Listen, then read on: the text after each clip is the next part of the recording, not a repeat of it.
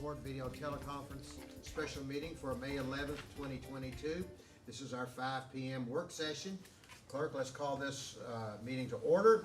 And as we begin this meeting, we're going to start with the pledge. And we have a special person, Tegan, from an 8th grader at 2nd Street School to lead us in the pledge. Would everybody please stand for the pledge?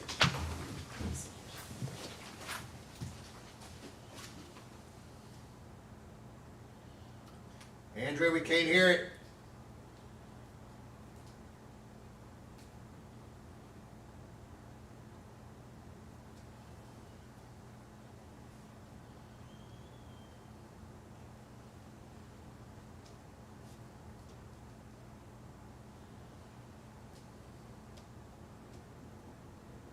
I pledge allegiance to the flag of the United States of America and to the republic for which it stands, one nation, under God, indivisible, with liberty and justice for all. Thank you, Tegan. Appreciate you doing that. Thank you.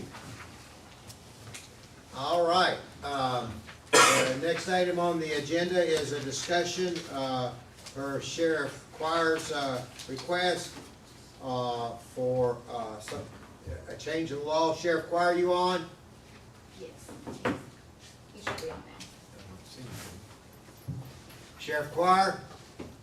Give him a second to unmute. Okay, it says that he's talking, but we cannot hear him. We can't hear you, Sheriff Quire.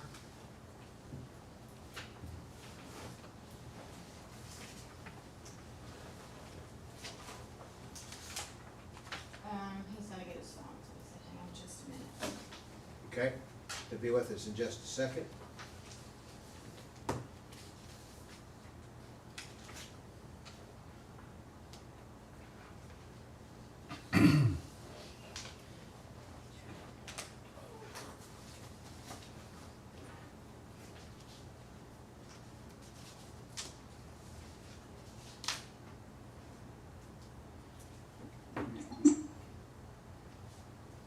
You there, Sheriff? Yeah. That ain't gonna work. I brought my phone, I turned the computer off, so we should be good. Okay, all right, good, okay.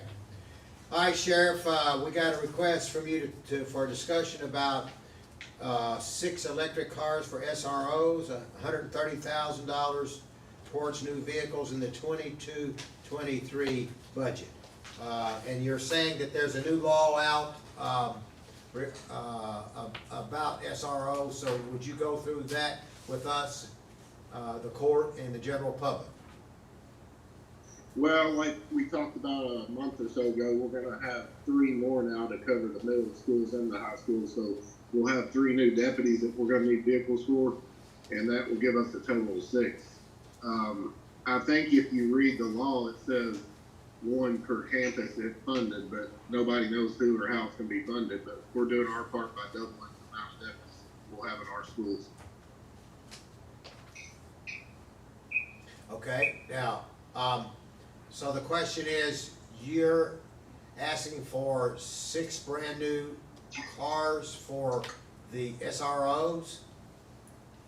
Well, yes, in theory, you know, we all want to go green and do our part, especially rising fuel costs. So I was looking into the vehicles and I found out that the Bachman dealer that we get the Tahoes from will have these vehicles, about 30 or so in next month. And he says that if we don't buy them now, we probably won't get them for a year because of demand. But he does have them coming, so I thought it'd be a good time to ask the court to see what y'all thought and see if you could support us.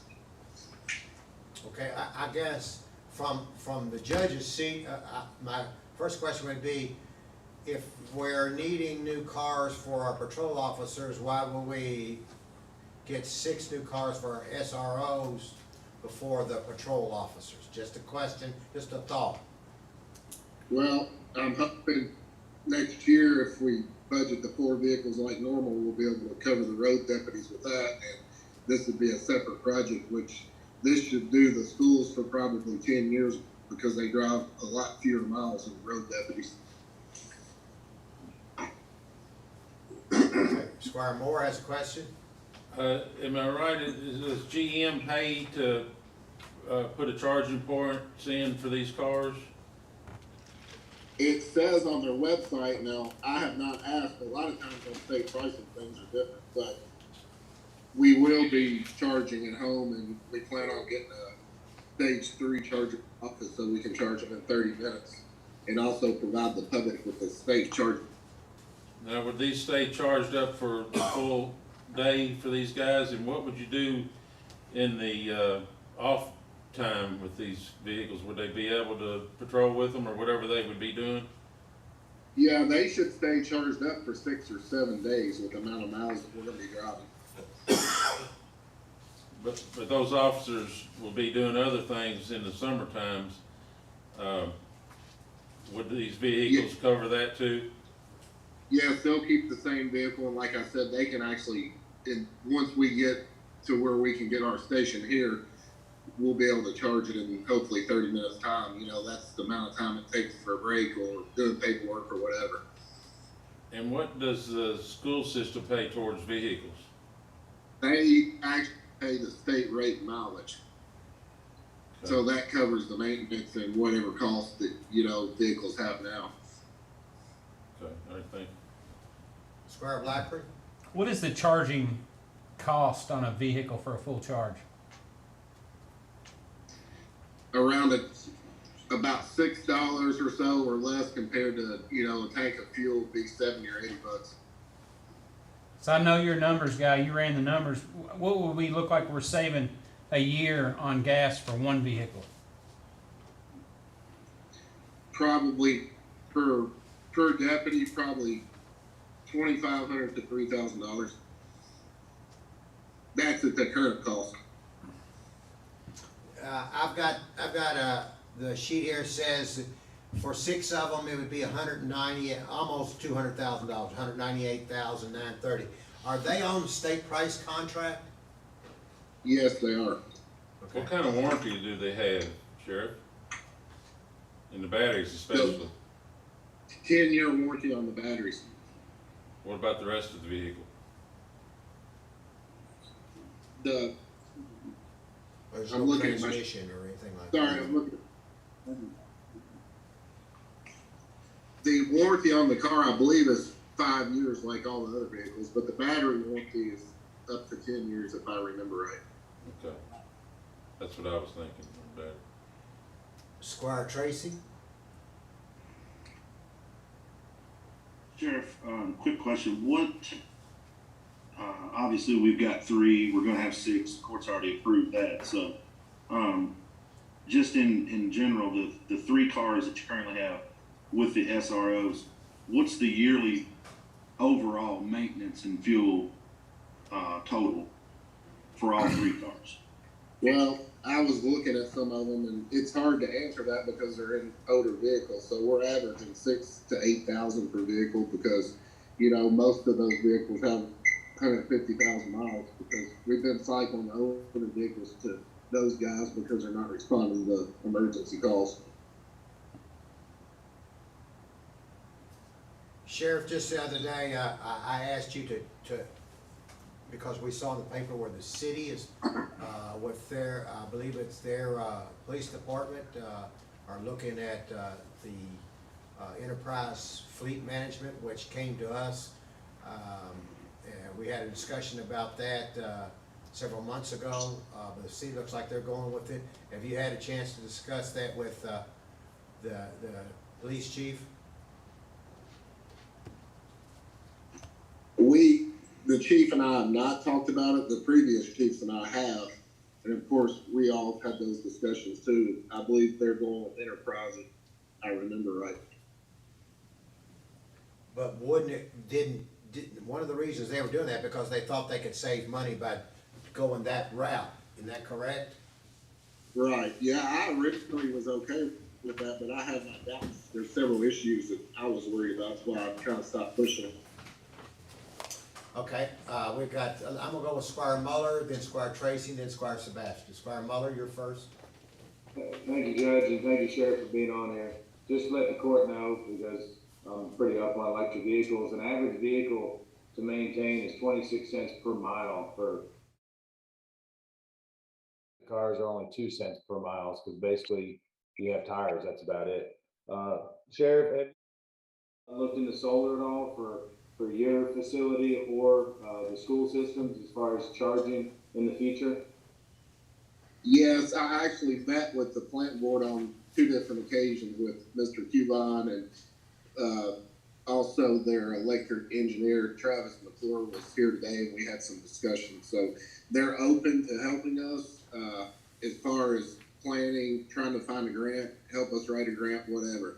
And if, you know, if we get these cars is a big question. And I think they're more willing to work a little harder and help us once they see that we're going to buy the cars. But in the beginning, we'll just charge them at the deputy's houses or here with the regular charger. And then hopefully, you know, Franklin County does not have a stage 3 charger at this time. They're all stage 2. So there is one that's going to be going in, but we probably will see that go in downtown would be my guess. Some of the cities do. But it would be nice to have that capability here for the public to use, you know, as a safe place and also a fast charger. No, I agree. And I think those stage 3 chargers are about 300,000 a piece. But I do know, as long as it's a commercial building, I think usually USDA grant is the one to shoot for, and they usually pay 50% for a commercial building. So yeah, I would love to for Ann or plant board, anybody look into that, because I think that's going to be the way of the future. So thank you, thank you for the good work. Yeah, I think we're on the video conference with the governor this morning, and the governor was talking about there are monies coming up. They're not here yet, but there are monies that are going to be coming available for chargers. It's going to be a few months away, but the legislators as well as part of the federal infrastructure are going to have monies for that. So we will be pursuing that wherever we can. Squire Tracy? Sheriff, just one quick question again. So if I'm figuring this up right, you're saying that those electric cars are 10 years? I feel like we're cycling cars out now around every 5, and with these, we should be able to go 10 easily, considering the assignment. You're only talking around 15,000 miles a year is what we're driving in that program. Right. So if you're on average, let's say 7, you said 6 to 8. So on average, if you're spending 7,000 per car, which now you're going to have 6 cars, that would be 42,000 a year. So over 10 years, that'd be 420,000. So if you look at the cost compared to what it's going to cost you if you continue to do the program what you're doing, if you looked at the cost of the electric, your savings would be about $200,000 over 10 years if you went with this program. Yeah, and plus, if they do last 10 years like we think, we would be buying 6 cars every 10 years instead of 12 if we were buying them every 5 years. Okay. Great job. Okay. Squire Blackburn? And Sheriff, you said the school reimburses you on mileage, correct? Yes, that is right, at the state rate. Do they only reimburse you during the school year, not during the summer months? No, we actually invoice them all year round because there's a lot of things going on in the summer school activities, and we bill them for their salary and their mileage whenever they work. Okay, Squire Sebastian? Thank you, Judge, and thank you, Sheriff. I did make an attempt to spreadsheet, and I got a message that the spreadsheet was corrupted, so I wasn't able to open it. So my question is just going to kind of be on the surface of the 6 vehicles.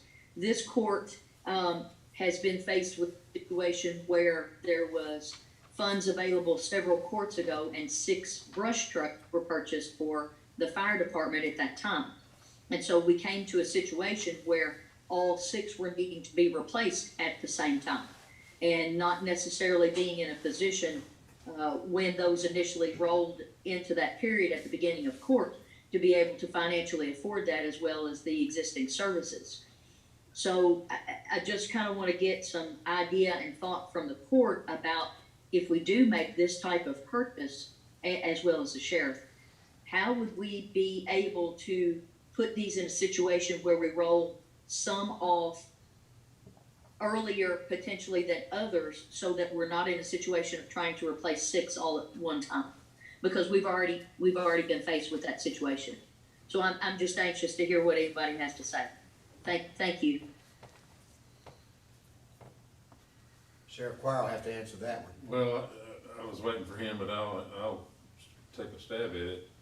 You know, typically you may have a couple that are used more than others. Just guessing, like you had sheriff's input on that too. But, or, you know, if maybe in 7 or 8 years, you may be looking to replace 1 or 2 of them. I just thinking out loud here. What do you think, Sheriff? Or you might have a couple that are taken better care of that last 12 years. I don't know.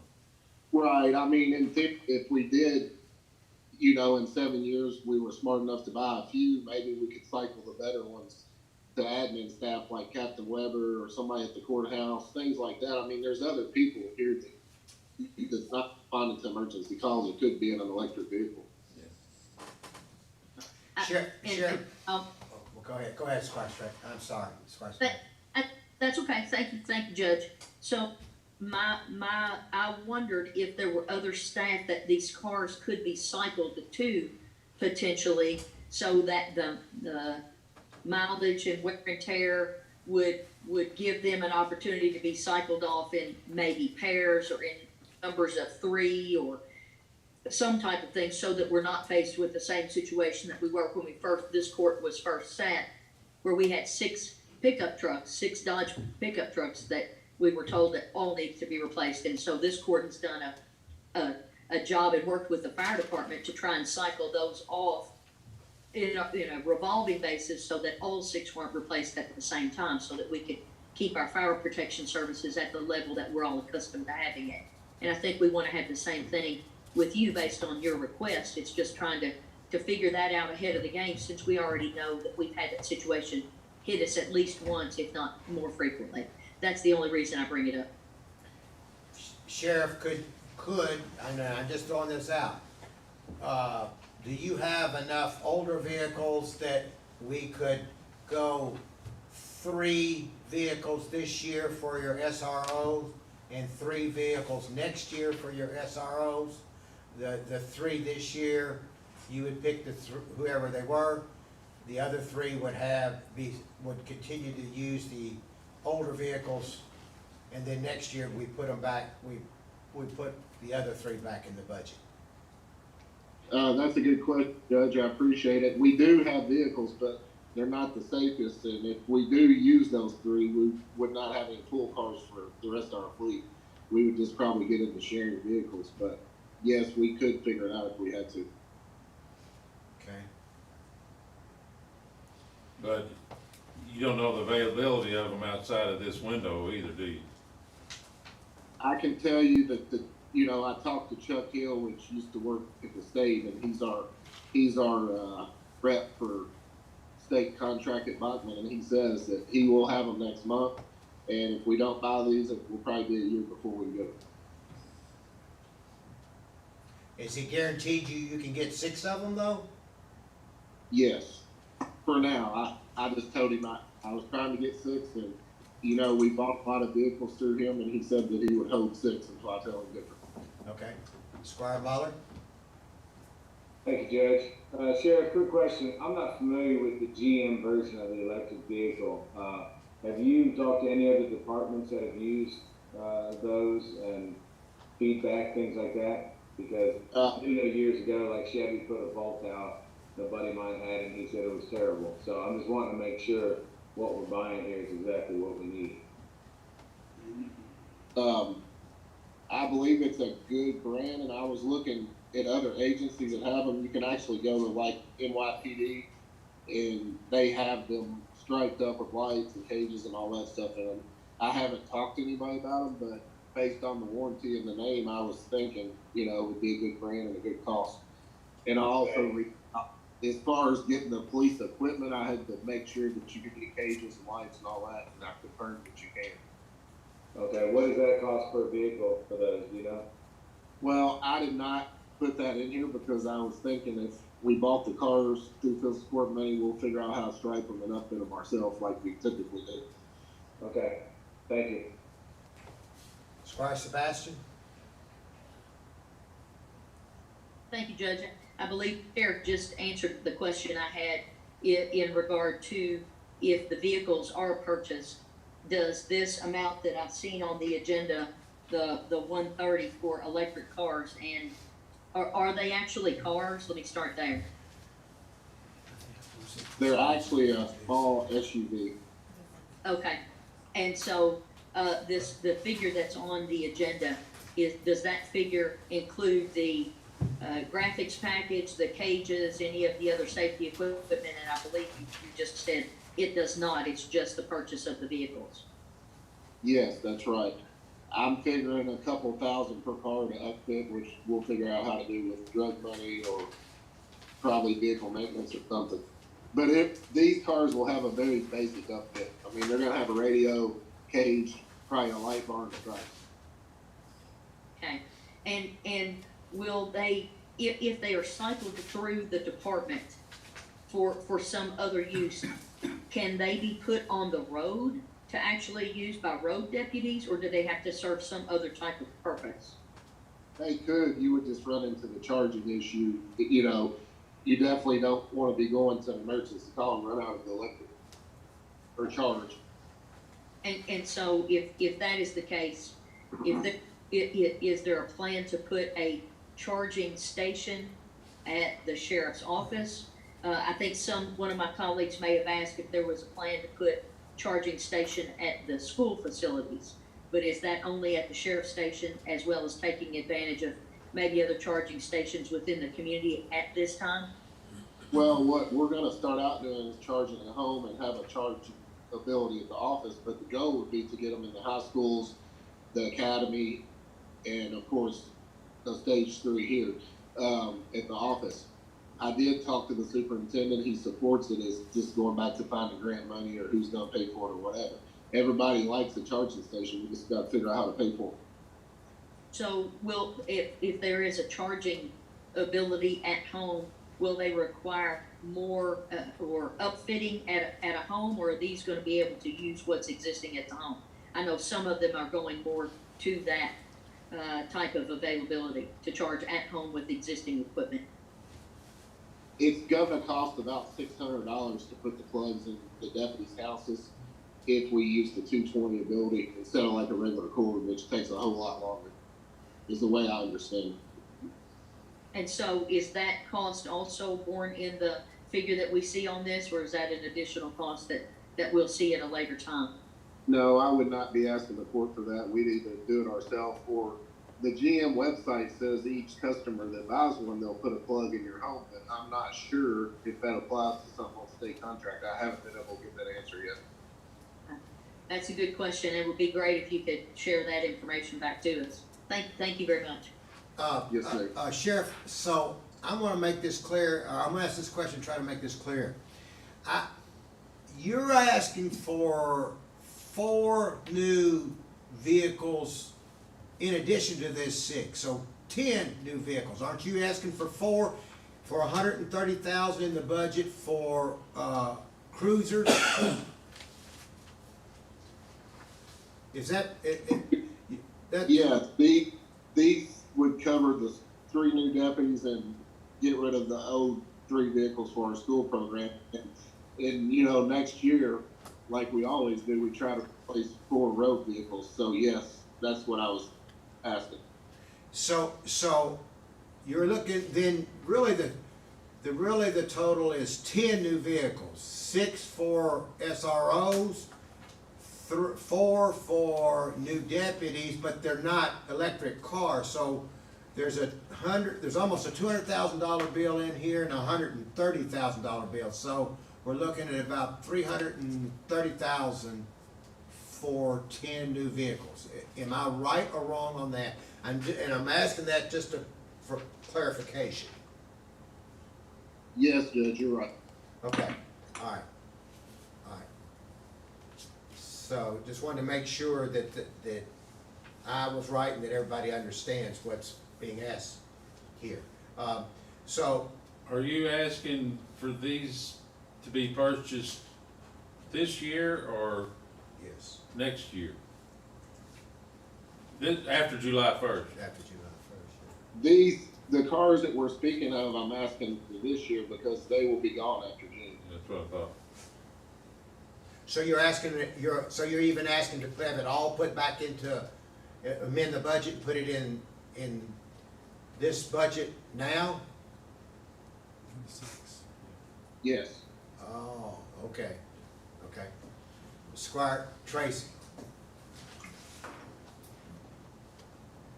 Sheriff Choir, just to follow up on the second, on the 130,000, that's not something new, is it? I mean, I know your fleet's always been a priority for you. Basically, that ask there is just to make sure it's identified in the budget. Is that accurate? Right, if he's Yes, asking for it now. I think you're asking for it, not even in the budget, the new budget, you're asking for it now, right, Sheriff? Yes, I'm asking for the electric vehicles now. I went ahead and mentioned the upcoming budget for 23 for our other part of our fleet, like normal, the 130,000. Okay, that's what I was thinking. Okay, so that 130 is not new. That's just something that, per se, that's something that's been a priority of yours since you got in office, is to make sure you upgrade your fleet. So that would be for that budget. You're just wanting to make sure that line item is identified in the budget that is currently being worked on. Is that accurate? That's Okay. right. I just did not want to skip a year like we did in 2019 or 2020, whatever year. The first year was good. The second year, we didn't get any. Then last year, we got 2. So I wanted to make sure that we discussed the 4 again so they didn't disappear. Okay, thank you. Have you looked into those 4? Because right now, we're finding vehicles taking at least a year to get. Yes, I talked. They order a lot of Tahoes at once. They do have them now, but they could be gone too. But they'll be getting them again. Okay. All right, Sheriff, this was a discussion, and thank you. We will have all this information. Susan will have this as a proposal on the 18th as part of the budget process to, as an addendum to the new budget coming up, I guess. Now, in that case, we'll also have to say by June, on our June 1st budget, if the court so desires to put $200,000 additional dollars in to go ahead and get the vehicles ASAP, immediately, we'll have to amend the budget, this budget to do that. You mean in the June 1st meeting? Yes, at a June 1st meeting, yes. We'll have to decide where we're gonna go with the budget, and then we're gonna have to decide where we're gonna go with the request to have them now. Susan, you wanna say something?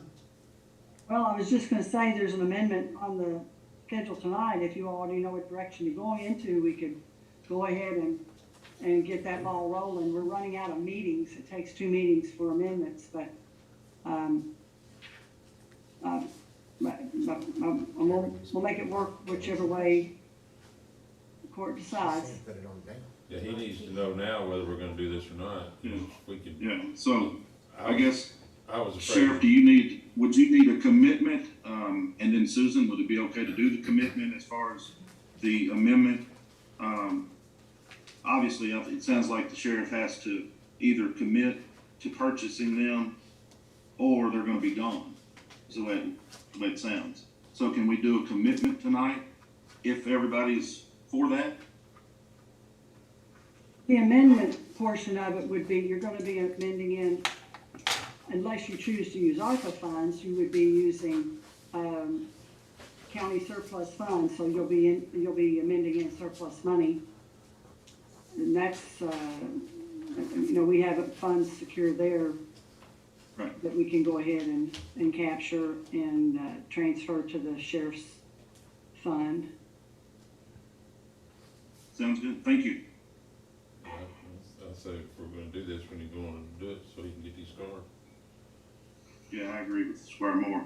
So then, the question is, since this is a special call meeting, can you put on the special call? I'm not asking you. Okay, so the budget amendment is on there, Suzanne can amend the budget amendment. We'll submit it, if she wants to prepare it and send it to me, and I'll distribute it, but we're not changing the agenda because the No. budget amendment is already on the Correct. agenda. Okay, that's the question. All right. So. And the amount is what, $200,000? Is that what I heard? 198, Tamara's got the exact. 198, 930. How about 200? Can I make that That even? would be, that'd be even better, yes. All right. And that will not include, striping them, doing all the other stuff that comes with them, as well as, $600 each for the homes to be fixed up for charging, right, Sheriff? Yes, Judge, that's right. We'll take care of that when we're. Okay. Okay. All right, everybody understand that? Everybody understand what Sheriff's asking for? Okay, all right, so we'll do that, and that will come at the, when is that on the agenda? 19, I believe. 19? Okay. Yeah, okay, that'll come on as another piece on item 19. All right, everybody okay with that? Everybody okay with that? All right? All right, ready?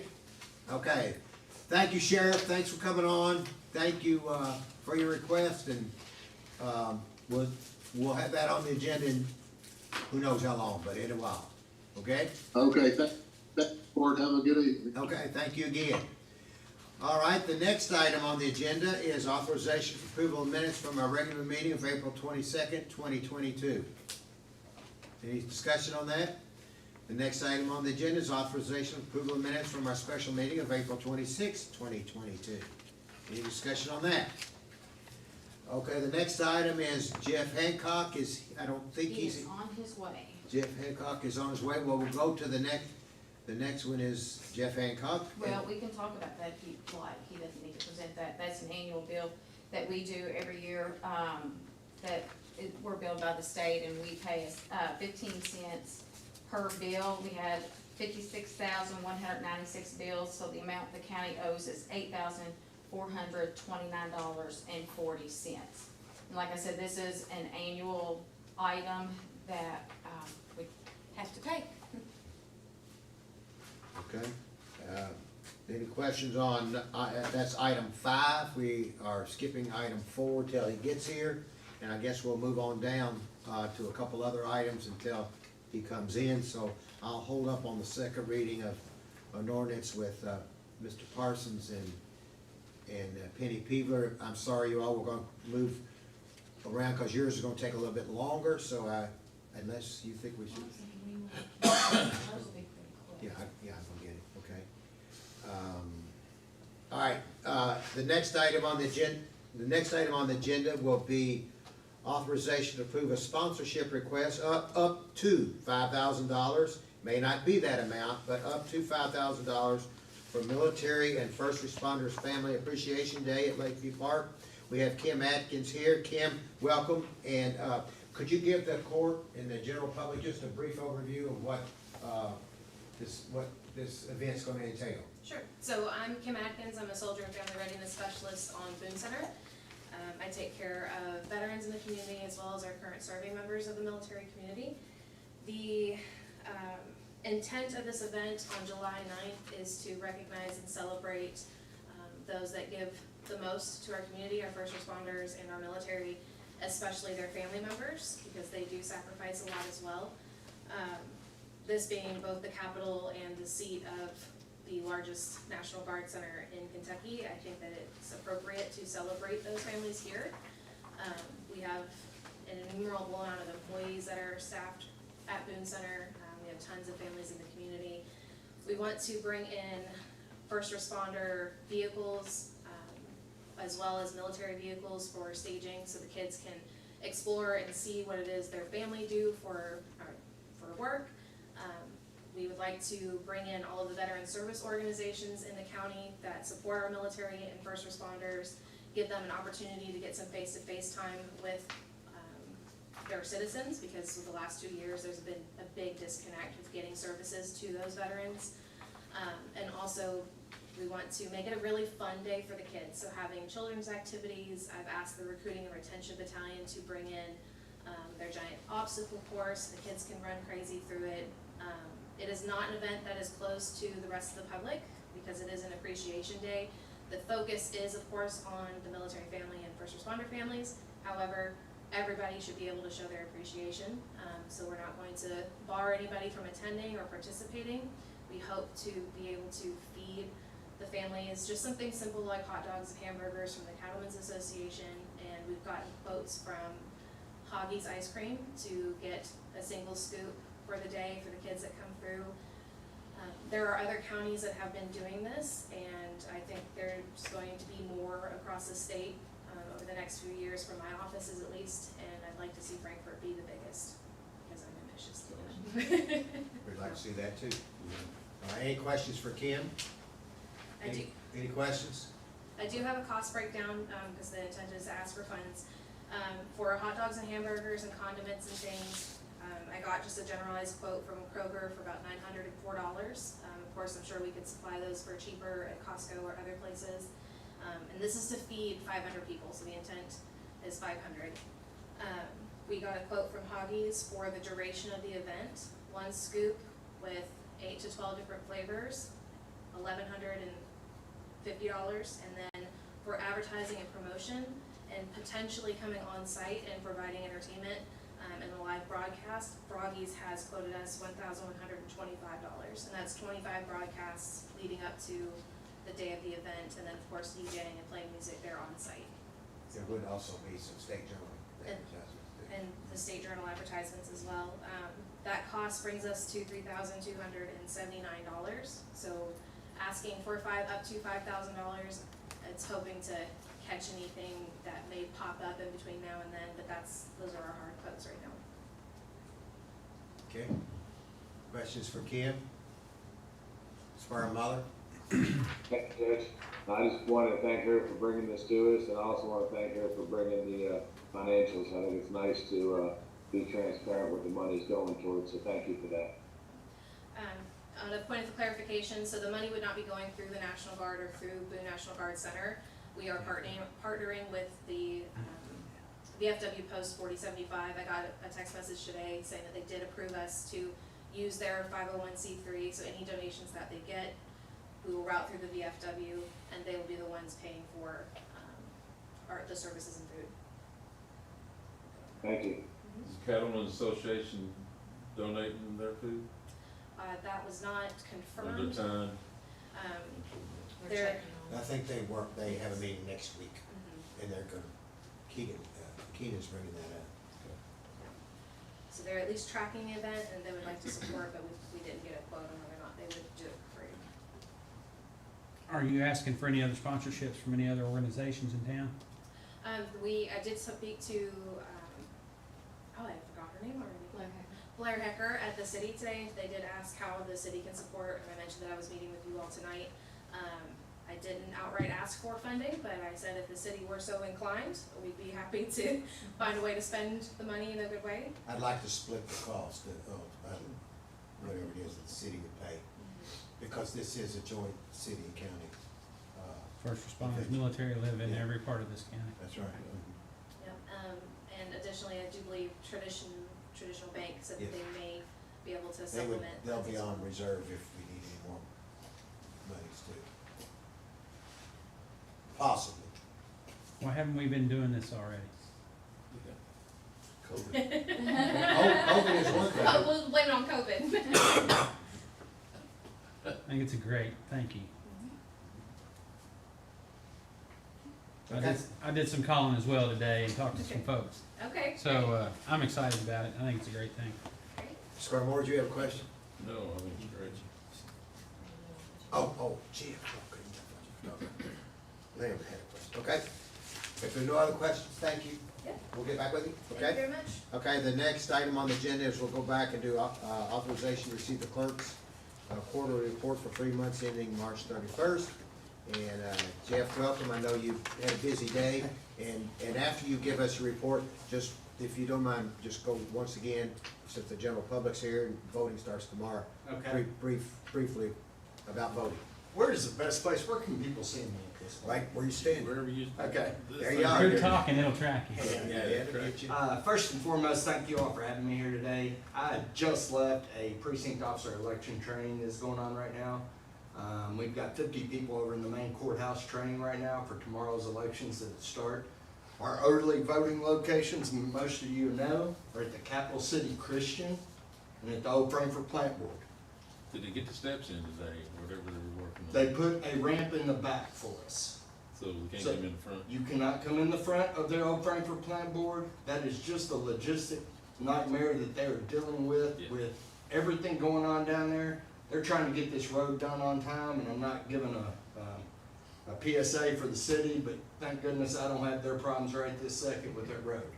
So with that being said, they did put a ramp in the back, Lambert. We are looking forward to seeing all the voters come through for the next 3 days. 8 a.m. to 6 p.m. Thursday and Friday. 6 a.m. to 2 p.m. on Saturday. We're there. We want you to vote early. We want you to show up. It's really, I need everybody to transform their mind that we are no longer voting on one day. We're voting for 4 days. This is to the ease of the voter.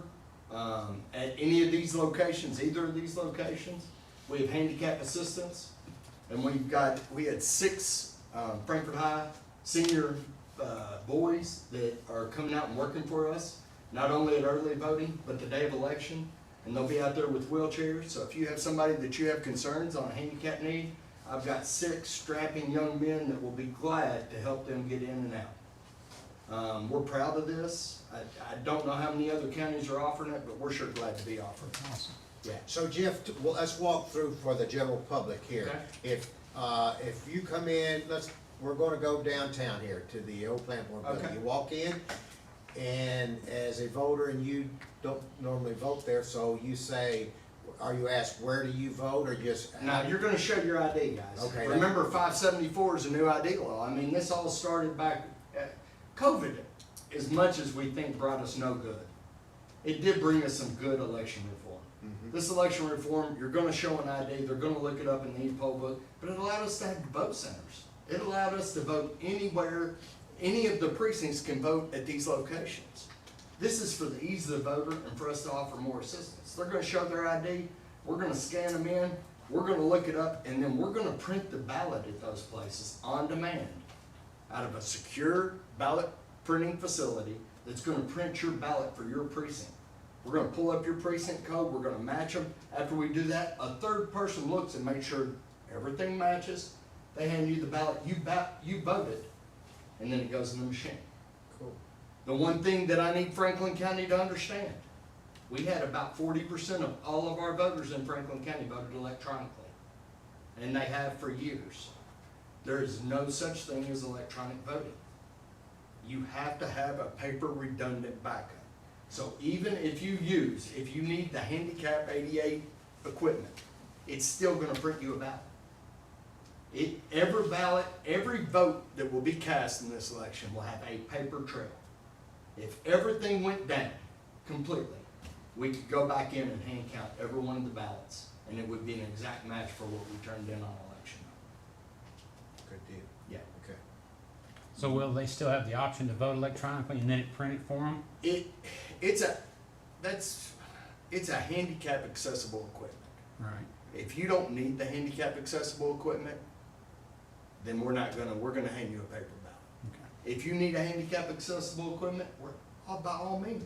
That's why we got the grant. That's why that's 250,000 of the 585,000 that we spent is on handicap accessible equipment. So we have it there. It's at every precinct. If you need it, we want you to use it. If you're comfortable and that's what you want to use, and it makes it easier, and trust me, it is nice equipment. It is really nice equipment. But if you don't need it, we're gonna hand you a paper ballot and get you moved to the line, so we're not holding up and waiting and waiting and waiting. We're gonna continue to process voters. And remind people of no voting on Monday. There is absolutely no voting on Monday. That was put back in, it was put back in by legislative base, because we have to have a day to get the final setup done. It has really been, they're changing the rules as we go, and we are fluidly moving as fast as we can. So no extra voting on Monday. No voting at all on Monday. What about absentee voting? Can people, and I'm sure they're doing it, you're coming down and drop a ball, can they drop a ball at either one of these two polls? Nope, just, I have to have it under video surveillance, so Okay. the only drop-off location is at my office Okay. at 315 West Main. Okay. And what's the deadline on that? 6 o'clock election day. 6 o'clock election day, you'll see me standing down there with 2 sets of keys, and then we'll take the whole tub and everything. I'm gonna have Jeremy and Bobby pick it up and put it away as soon as we get the ballots out of it. Okay, any questions on voting? Any questions on voting? The big thing I want everybody to know, remember this, if your voter is confused, and you're dealing with your voters right now, if your voter is confused, on election day, the old plant board and the Capital City Christian are vote centers. If they're confused, don't let them use the excuse that I don't know where to go. Send them to one of those 2 locations. We're gonna get them voted.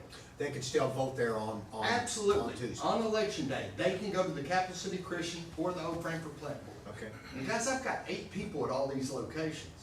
I got people that are out there with wheelchair assistance. We're gonna be out there with lookup pads. We're gonna look your voter up. We're gonna keep them from being agitated.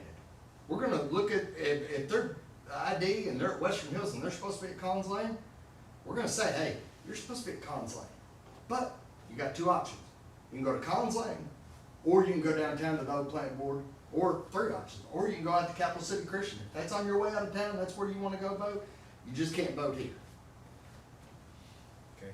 So Jeff, if they show up at a precinct voting location that was in the past, that's not happening, is there gonna be a sign or anything There there? are signs at every one of them. They're already out. If you look out front, when you walked in, it said this was a voting precinct. If you are here, you should go to the Old Frankfort Plant Board or West So there's Ridge signs at Elementary. all the old ones? Every single one of them. Perfect. Yeah, so would you mind going back over the spots on Tuesday where the election, where the voting spots will be? I'd be glad to. Let's break it up by sides of town, because it's easier for me with sides of town. On the west side of town, West Frankfort, you have Western Hills High School, you have West Ridge Elementary, and you have Collins Lane. But you also have the rural location of Ball Knob. Now let me be very clear about Ball Knob. Ball Knob has 2 sets of precincts out in it. Only 2. Ball Knob, St. John's. And I'm sure Lambert can tell you that if anybody else drives out there, they're just going the wrong direction. So that's the only 2 out there, along with the Old Frankfort Plant Board. Gives you 4 on that side of town. On the east side of town, you have Franklin County, you have Peaks Mill Elementary, Hearn, and the Capital City Christian. You also, in the Schweitzer district, at the Schweitzer Roofing Club, once again, it only has 2 sets of ballots, Schweitzer and Peaks Mill. But both locations, I want to emphasize this, those are people that are living, those are rural locations for rural people that are not coming to town. That's why we put them back out there. And we're hoping that we get enough interest out there that we can continue to do this. Okay. Sounds good, Jeff. Any questions on voting for Mr. Hancock? All right, thank you very much for that. Very, very informative. Now, you have your quarterly report, You've got a copy of my quarterly report, and I hope Susan's on here, because I'm gonna say something probably gonna make everybody a little nervous. With the changes they're made, our quarterly report's a great quarterly report. It goes fine, But the changes that they made where they're gonna start taking excess fees from us in July, and they're gonna transfer them over into your all's fee, for the recorded document storage fee, is gonna make everything from here on out the rest of this year. It's not gonna be complicated, but it ain't gonna be easy. I knew that one. It is not gonna be easy. I'm already under contract, guys, for Franklin County to be one of the first counties to have everything digitally indexed and recorded. So we're gonna be well ahead of the game, but I'm under contract as the Franklin County clerk because those were fees that we put in our budget. Now our budget changes July 1st and they become your fees, to be held by your fees, but exclusively used for us.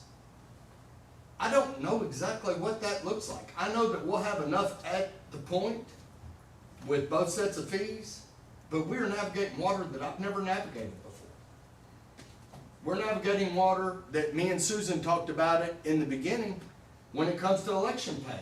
I've got all your election pay based in my budget, but I don't have a source to pay them.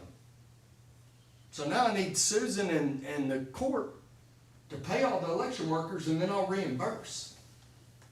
But right now, there are things in this budget that have changed throughout the period of time, and me and Susan didn't even realize them until after the fact, that will change this budget and change what we have to do.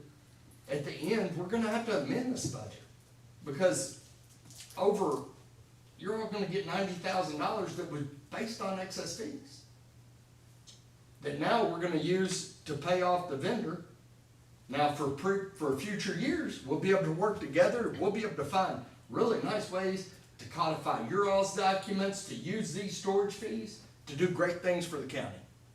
Yeah. What the clerk is saying is, he's been saying all along about the document fees, but the legislature has just enacted this legislation to take effect July 1 for all of this new accounting of the monies.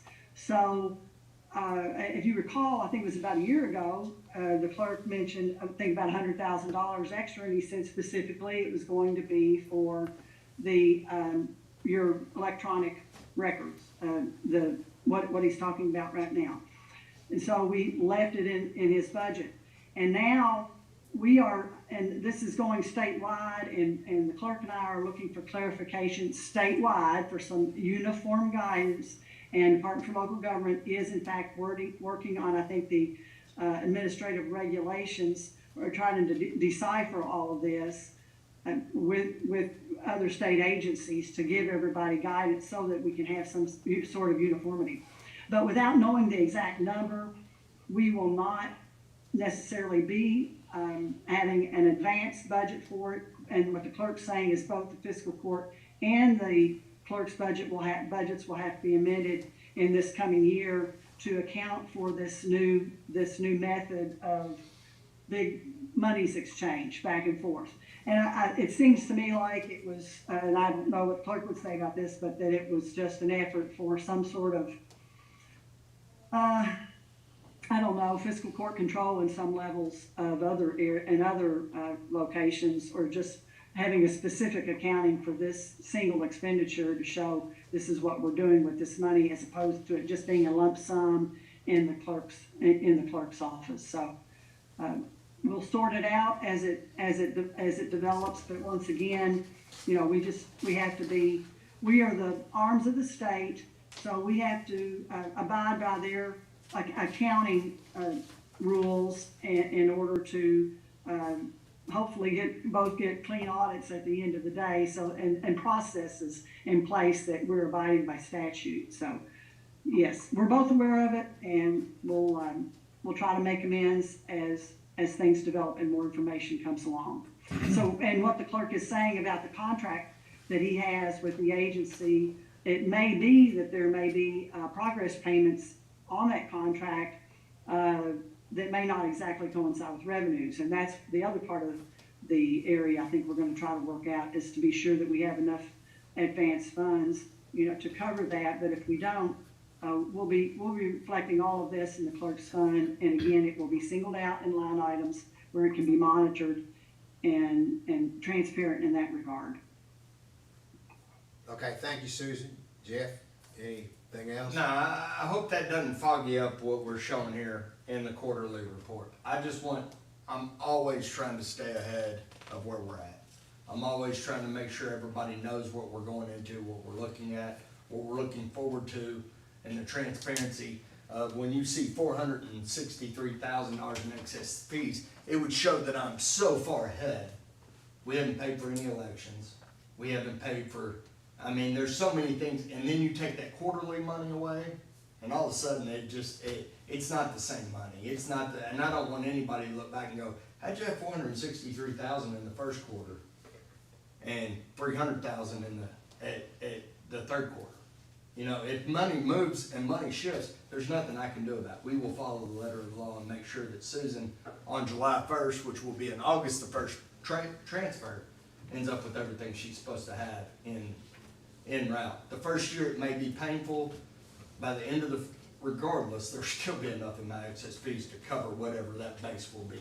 But what I'm saying, in the first year it may be uncomfortable. By year 2, we should have no problems with it. The codification piece is really through you though, right? Are you the one that, and then we're just the conduit to pay for it? Is that how this goes? Yeah, but what I'm saying is you can codify, we can use that for any record retention. Well, you can use it for for the our county. fiscal court records. Yes. Not just your, Right, I can use it for countywide record retention. okay. So we can make sure that we're using that money wisely to help you all if needed once we get to that point. Okay. All right. Any questions for Jeff? Any questions? All right, Mr. County Clerk. Thank you guys. Thank you. Oh, hold on, one more thing. Because I'm wearing this beautiful red shirt that it took me a little to get on. It was tough to get on. I must announce that my daughter, which is 18 years old, is going to the University of Louisville. Well, good for her. In August, and that's why I'm wearing this beautiful red shirt. You're gonna be indebted to the University of That's Louisville. right. When my daughter went, I found a blue U of L shirt on the internet. So I'm just saying they're out I there. can borrow that from you. Yeah, yeah. Thanks, guys. All right, thank you, Jeff. Congratulations to your daughter. Thank you, guys. All right, now, I think we have on, Mr. Parsons, Mr. Woodall, Casey Bolton, Renee Brewer, and, Penny Peevler. Let's go, I don't see everybody. It's hard for me to see. Penny, can you help me who's on to talk about the second reading of an ordinance, approving the execution of a, TIF, or Yes. local development area? Thank you. Thank you, Deal with Judge. addicts. We have Renee Brewer, who is the project manager for Don Parsons. We have Austin, and Casey, we have Austin Arnold and Casey Bolton from Commonwealth Economics. We also have, Mr. Schutt from, the Woodall, representing John Woodall from the McBrayer firm. We have, Jim Parsons, who is, providing legal services for the city in this, and was here to answer some questions, no relation, to Mr. Don Parsons, the property owner. We also have Rob Dowler here from HMB. At the last reading, there were some questions unrelated to this tax agreement, but related to engineering at the site. And so Mr. Dowler is here today as well.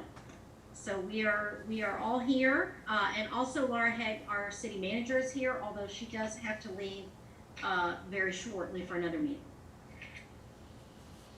Okay, this is a second reading and discussion at the moment for any of the people. Let's see, Penny, would you mind just giving a brief overview of this project, or have someone do that for our general public? Sure, I'd be happy to, Judge. The request is for the county to join the city in a 50% abatement of taxes. This is a local TIF. This is a local property tax and occupational tax TIF. So we're asking you to join the city, who has already approved a 50% abatement of up to $12 million in refunds to the developer for critical infrastructure items that are necessary in order to make this $150 million commercial development go. This is a commercial development at the corner of Interstate 64, the ramp there, and US 127. It's on 100 acres of property that Mr. Don Parsons has owned since 1986. When he bought it, it was zoned commercial.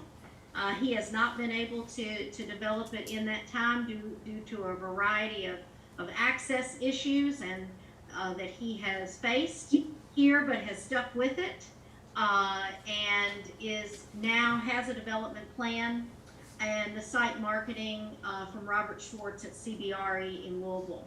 The anticipated site layout, which is in your packet and an attachment to this agreement, shows new retail, multifamily, market rate multifamily, as well as large scale and small scale retail, full service and limited restaurants, and these are all intended to be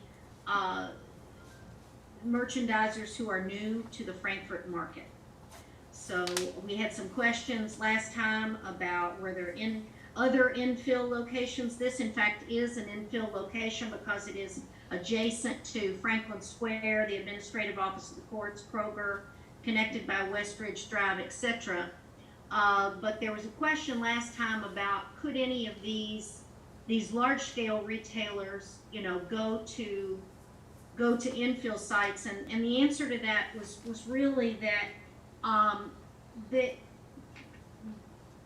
the size that is projected is too large for any of those locations, and this is a particular area of town with some strong traffic counts and lots of what I would call magnet retailers in the area, such as Walmart and Lowe's. So we'd be happy to entertain any questions about the agreement that you're reviewing tonight about the development. We've got the whole team here, and we stand ready to take your questions. Penny, could you remind the court, or just maybe explain to them that we did replace 2 pages in the agreement? Yes, I'd like to ask Mr. Jim Parsons to do that, to make sure that I do it justice. I'd be happy to do it, but I am not a lawyer, so we do have Jim Parsons here. Would you care to express that, Mr. Parsons? Yeah, I'm not sure my system's working correctly here, but we can hear you. Okay, good. My camera's not working, but based upon the discussion last meeting of the court, where there was a question on whether the public road entrance was actually public or private, the developer represented that was going to be public. Public. So C and Exhibit D to the local participation agreement has been changed to indicate that public road access has been changed. Other than that, the agreement is the same as what you've reviewed the last meeting. But those 2 exhibits have been changed. They were also changed when the city approved its version of the local participation agreement at the end of April. Mr. Parsons, when does this agreement go into place? It's dated May 1st, 2022, but the activation date can be later, depending upon the city working with the developer as when the appropriate activation date will be. The activation date is normally within 2 years, but it can be up to 4 years after the incentive agreement is in place. After the date of the agreement. So the maximum outside date of activation will be May 1st of 2026. Okay. Squire Blackburn, you had your hand up? I did. I know I've had a lot of questions from community members. Everybody's concerned about drainage and from a new development. I was satisfied, more than satisfied from the explanations that I got on the last time, but I would like, I know Rob Dowler's on here tonight. Not only the water that we have on that existing site, but the water from other sites. I wonder if Rob could expand on that a little bit and let the public know how y'all are dealing with that. Thanks for the question, and I could try to go through this at a high level, but I actually brought Brad Gregory, who has been working on the design for the drainage of this up to this date, so he could jump in and kind of get into the weeds on this a little bit, JW, or Mr. Blackburn. Yeah, well, before Brad comes on, let's introduce you as HMB. Yes, I'm president of HMB, Rob Dowler, and I brought Brad Gregory and David Brown. And Brad Gregory has been working on the design to date, and David Brown is our guy who's going to be out in the field dealing with this and doing some of the design work moving forward. So I wanted both those guys to be here tonight to kind of weigh in and get in the weeds on any of these kinds of questions. And instead of me just trying to address these at a higher level, I wanted Brad to be able to jump in here and talk about what we've done so far and then what we're going to do moving forward. Okay. Thank you. Yeah, Welcome, thanks, Brad. Yeah, appreciate the court having us on and letting us describe some of this and go through it. And I appreciate the question, Squire Blackburn. So, as you probably know, by regulation, any development that occurs out there, we're required by ordinance to meet at least the existing runoff volumes and flow rates that come off the site. So basically, we're not allowed by ordinance and through that review process to release any more stormwater at a higher rate than what comes off of it in the existing. That stage of this development we haven't reached that stage yet as far as the full development. Now, there is some activity going on out there now that has been approved by the city, and we have gone through that stormwater design process, and we have a calculation summary that shows that we're actually releasing less stormwater off of that site than we were in the existing situation. So in other words, after it's developed, we're going to release a little less water than's coming off there now. So all I can say to that is we understand there's problems downstream on the Old Lawrenceburg Road area, and there's a lot of concerns there. And those problems have been there for a long time, and they will continue to be there. And our goal or the process for this project would be that we will not change that. We will not aggravate that. That by ordinance, we're not allowed to release any more stormwater off of this project than the existing situation. Okay. Squire Moore? I was looking my records there, there was one day, I don't remember if it was the end of last week, I guess. We had a pretty bad rainstorm and there was mud running down the creek at Old Lawrenceburg Road, I assume coming from this property. Has that been addressed? My knowledge, it has. They had actually just begun construction Right. that day. I think they were literally putting in silt fence, doing some clearing and putting in silt fence that day. I understand. They have all their erosion control measures in now, and I know that the erosion and sediment person for the city has visited the site, as well as Public Works was there today, and they seem to be satisfied with everything that was going on. Good deal, thank you. Okay. Anybody else? Anybody, Squire Sebastian? Thank you, Judge, and I want to thank the team for being part of this.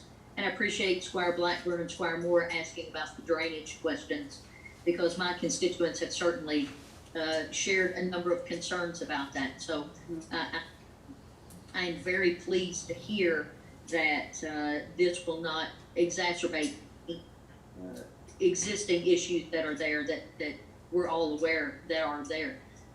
Continually over the last 2 months, the sheriff's office and other first responders have had to put barricades up on Old Lawrenceburg Road because water has come out of that small creek onto the road and washed some rocks and other debris there. So that is very good to hear. I have had a number of other constituents reach out regarding or individuals who use US 127 as their main route into the community, whether it's for whatever purpose.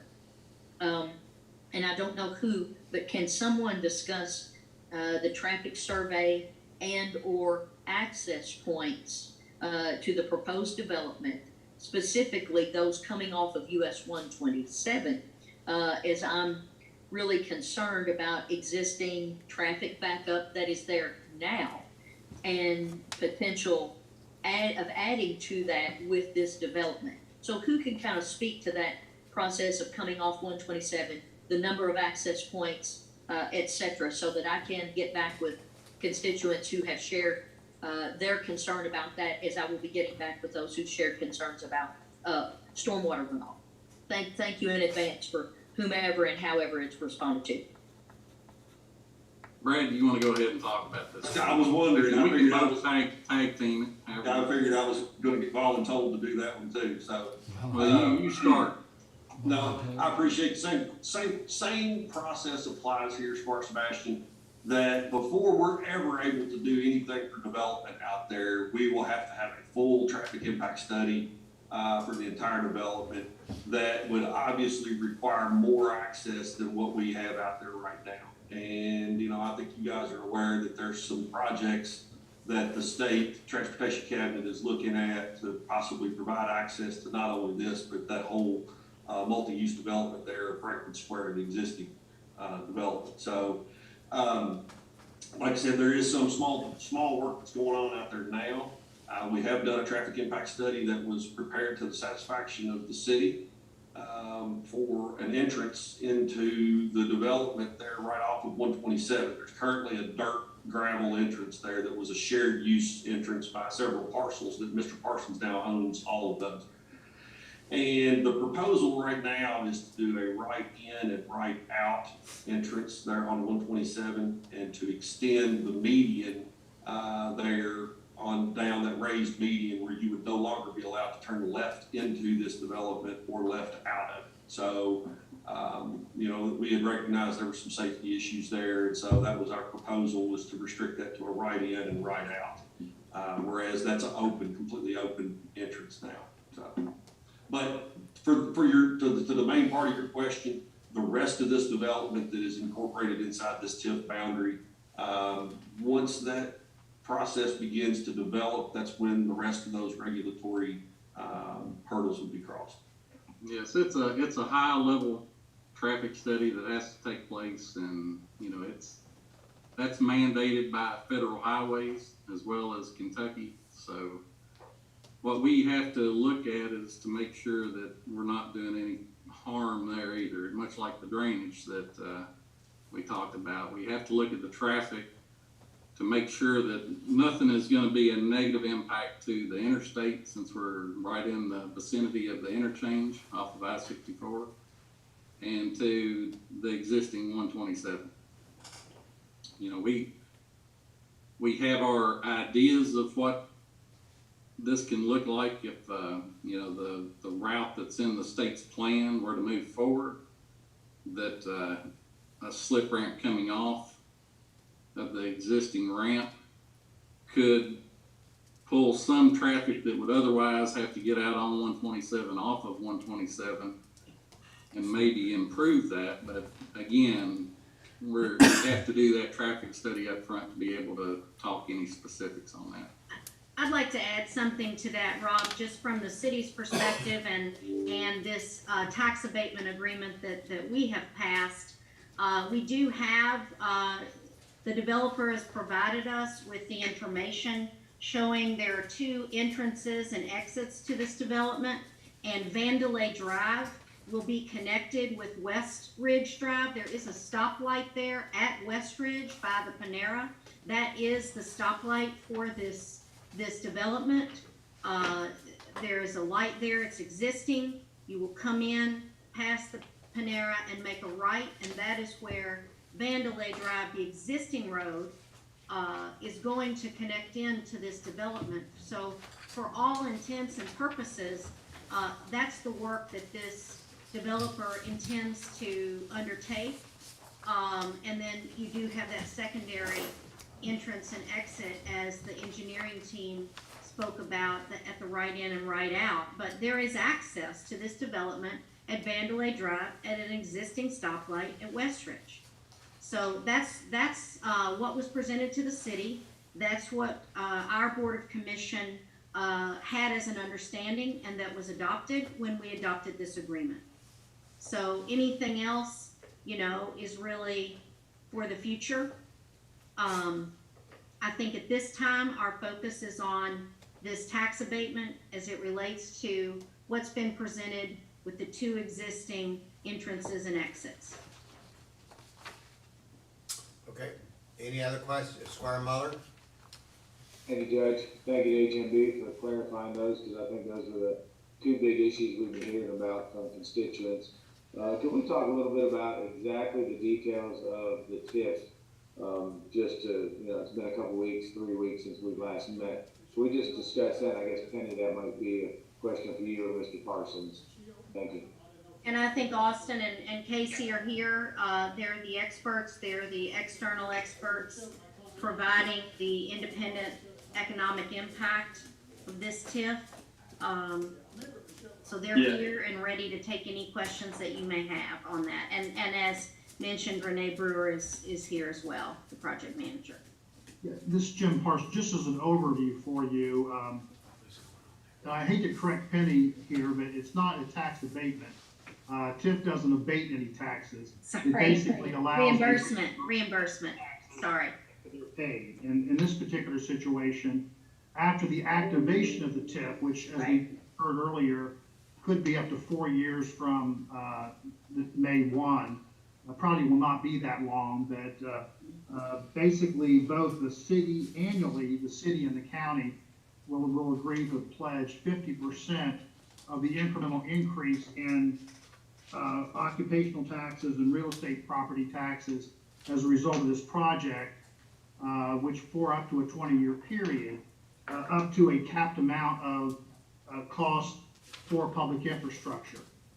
In addition to that, is that the developer, none of the costs that you will be incurring or reimbursing, you won't have any responsibility for the financing or anything of this. Your obligation is exclusively to pay the increment over in the event it's generated by the project in accordance with the agreements. In addition to the fact that there is a provision in the development agreement, however, that the developer has a period of 6 years to develop and complete the project, and if he doesn't complete it within that period of time, then there is an option to terminate the development agreement and the rights under the TIF. So just be aware there are some outside dates that are applicable to the developer. Again, the base, the increment you're talking about is there's no payroll tax base on this, so that would be 0. So the increment you're talking about is the incremental increase over the current real estate taxes that are currently being generated to the city and county.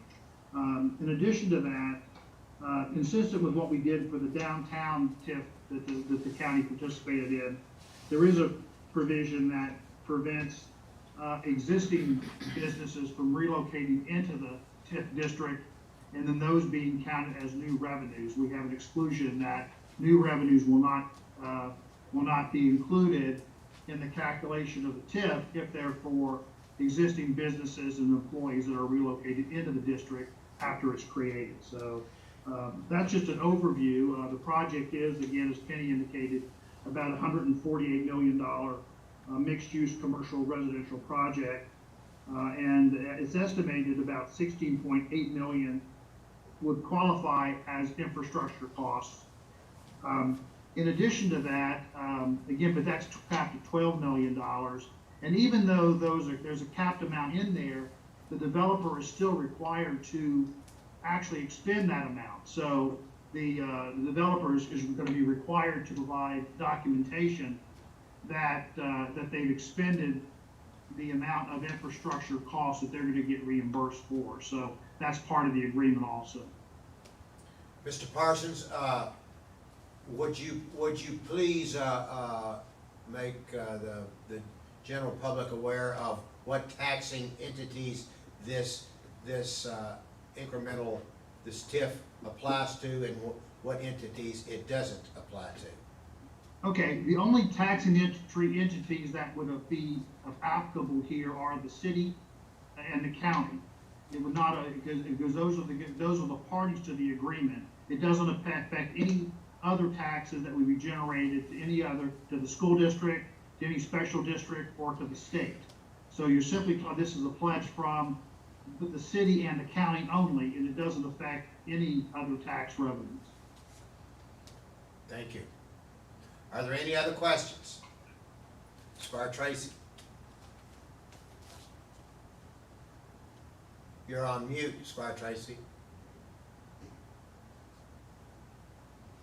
One of the questions that I asked in the past was in regards to empty storefronts. Obviously, that's a concern for all of us, and and I brought up Parkside being one. You had referenced the market, the area, and how much different it was than Parkside, and who you all thought you would attract to that area. Can you go over that again? That way everyone gets to hear that again, please. What I can say is that what we feel related to where we are with empty storefronts now, post-COVID, is that the retail market is still equalizing post-COVID. You have many stores which heretofore had a strong retail presence, shifting their business model during COVID quickly to online, and you see a lot of those stores, and many of those openings at Parkside are stores which just no longer have a brick and mortar presence. They have more of an online presence. And so what we see in our research about kind of where we're headed in the commercial real estate market is that there's still an equalization that's taking place. So I personally look for those storefronts to fill at Parkside, and I believe that the retailers that this team, that Robert Schwartz at CBRE Louisville, and this development team are recruiting, they're new to Frankfort, they're not here in the market, and they want to be on the west side because of the adjacencies of Lowe's and Walmart, the immediate spatial adjacencies. And so they're looking for new buildings. They're looking for purpose-built buildings for their purpose, for the two big boxes. And you're seeing these groups of retailers that, move together within shopping center developments. And we all, as we travel in our lives and go around other communities, you see those clusters of retailers that often co-locate. And so I personally believe that we're going to see some equalization in the next 18 to 24 months in commercial retail. We have vacancies, but I believe there are folks working to mitigate that. And I think the position is strong. Frankfort has never been hotter. We've never welcomed more bourbon tourists than we did over COVID. So I'm bullish on these opportunities. Does that answer your question? Yes, ma'am, it does.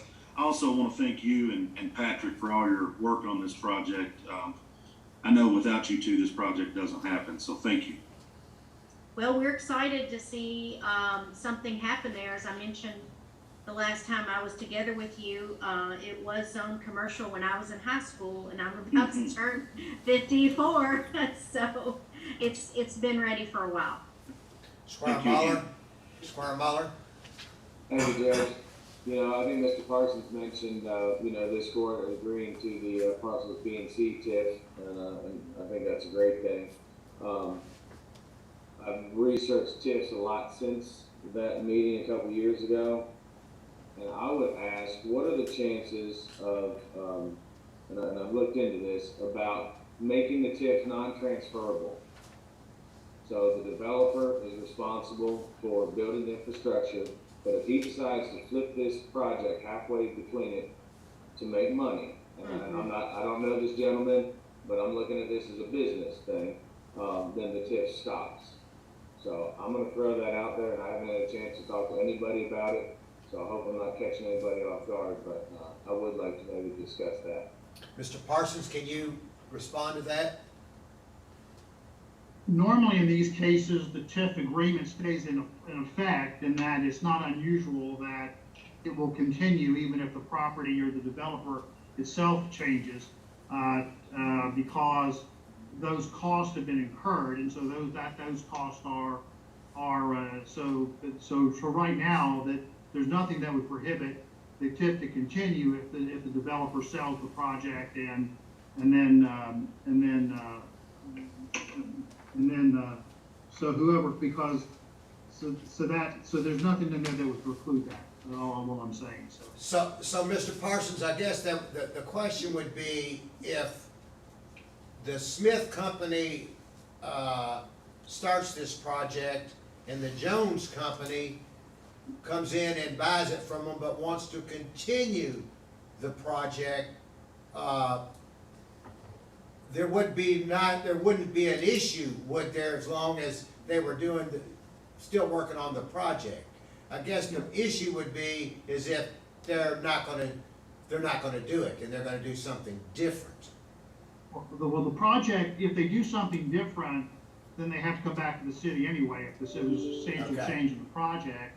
But for instance, it's not unusual here for you have a master developer, say in this case, the paddocks of Frankfurt. They then will have sub-development agreements probably in place with respective entities within that. There's nothing in the agreement that if that development comes in and pays for some of the costs, whatever, they could, assign a portion of their increment to them to cover those costs that they may incur. So that's not unusual, especially with a mixed-use development like this that may take several years to put together. So. Okay, let me throw this out there. And again, this is no disrespect to anybody. I don't know these developers or anything. But let's go back to parcels B and C. I know that's not what we're talking about. But let's say the city gets a federal grant, they build a parking garage. At that point, that gentleman could sell that property and make a lot of money, and the TIF will stay in place. And so, a project that was maybe worth $100 million, maybe sold for $200 million. And that's where I question as far as being non-transferable. And it kind of, because for me, if we're gonna give a TIF for 20 years, which is a long time to commit to for a court or the city, I just worry in the developer's world that it could be sold and it'd be worth a whole lot more to continue the TIF. And I understand the project would continue, but somebody's making money on us at that point. So that's what I was getting at. And again, this isn't personal. I don't know these developers. Can I answer that question? This is Renee Brewer, the project manager for Mr. John Parsons, the developer who's owned the property since 1986. Mr. Parsons has owned this property for a very long time, as Penny just got through saying, and he has no desire to sell this. There's been opportunities in the past that he could have sold it. He wants to personally see that the project is done correctly to his standard. He has no desire to sell it to someone else to develop. Mr. Parsons has been committed to this piece of property for a very long time, and he continues to be committed. Okay, Renee, and thank you for saying that. And I mean, no, you're welcome, and I understand your concerns, and I mean, you want to know, and I just want you to know that Mr. Parsons is very committed to this. He's held on to this property for a very long time. He's had opportunities to make money on it, and he didn't. He is committed to doing this, and he spent quite a bit of change putting different pieces together, pieces of property. He had to buy 3 pieces of property to connect with his one big tract. And he's invested in this in the long haul. No, and I appreciate that. I think. Well, you're very welcome. Yes, you're very welcome. You see my concerns, and I don't know this gentleman, but if he wants to see it through, then I don't know if it'd matter if we make it non-transferable if he's going to do the whole shebang. And like I said, I don't know this gentleman. I'm just looking out for our taxpayers, on this, because 20 years is a long time, and I'm all for building this. So if anybody else wants to speak on this, I'd be happy to listen. I would like to. More. the TIF would transfer to every store in this place, so I don't see how we can put any restrictions on it, because if a widget salesman builds a place there, they're gonna be included in the TIF. If a restaurant builds, they're included in the TIF. Everyone in here is gonna be included in this TIF, am I right? Mr. Parsons? You could make it non-transferable. There's a difference there, Squire, on that point. All those businesses in the TIF would be paying taxes, and therefore their portion of their taxes would be part of the increment. But they wouldn't be entitled necessarily to a benefit from the TIF unless they themselves had expended some of the infrastructure that is intended to be reimbursed by the agreement. So now the other aspect about this is that and this is really more of an issue between the developer and the city and county on this point. But even if the project was later sold, if the project was developed, you're getting exactly what you pay for relative to that. And so in addition to that, later you still have these caps and things like that would come into play. So even if the project was sold, and as long as it will cap out once the increment has been generated. So for instance, one of the things that would happen is if the project was sold and if it generated a lot more value, say the real estate value on the sale was so much more, your increment's going to increase too, which then will get you to the cap a lot sooner. So just be aware of that. Again, it's not the court can do what it wants on this particular point, subject to what the developer is able to do. But the way it's drafted is not unusual for these type of agreements. And I think it's important to add, Jim Parsons, that the TIF applies to the public infrastructure expenditures for this project, the property entrance, the access road, the US 127 improvements, the Vandalay Drive extension, the utility provisions, the site grading, and the parking. So these are investments which this developer is making at the outset of the project to make it ready for development. So the reimbursement, as I understand it, and Mr. Parsons, please correct me if I am wrong, is to the developer who has expended these funds. And as Jim Parsons said, it's only up to the infrastructure cost, and it's 50% of the new incremental tax revenues the city and the county receive. So it's very limited in scope as to what is requested and what is essentially a part of the TIF agreement. So, Mr. Parsons, on that, if the cap is 16 million, I think that's what I heard you say, is that would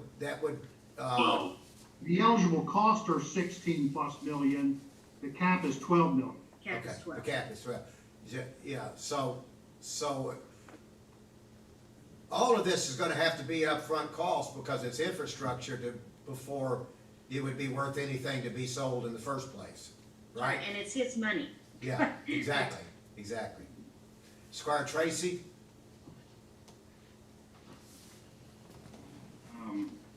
I would say great question, Squire Muller. I think ultimately when we hear TIF, we're all kind of hesitant due to the fact of what's going on or what's not going on at parcels B and C.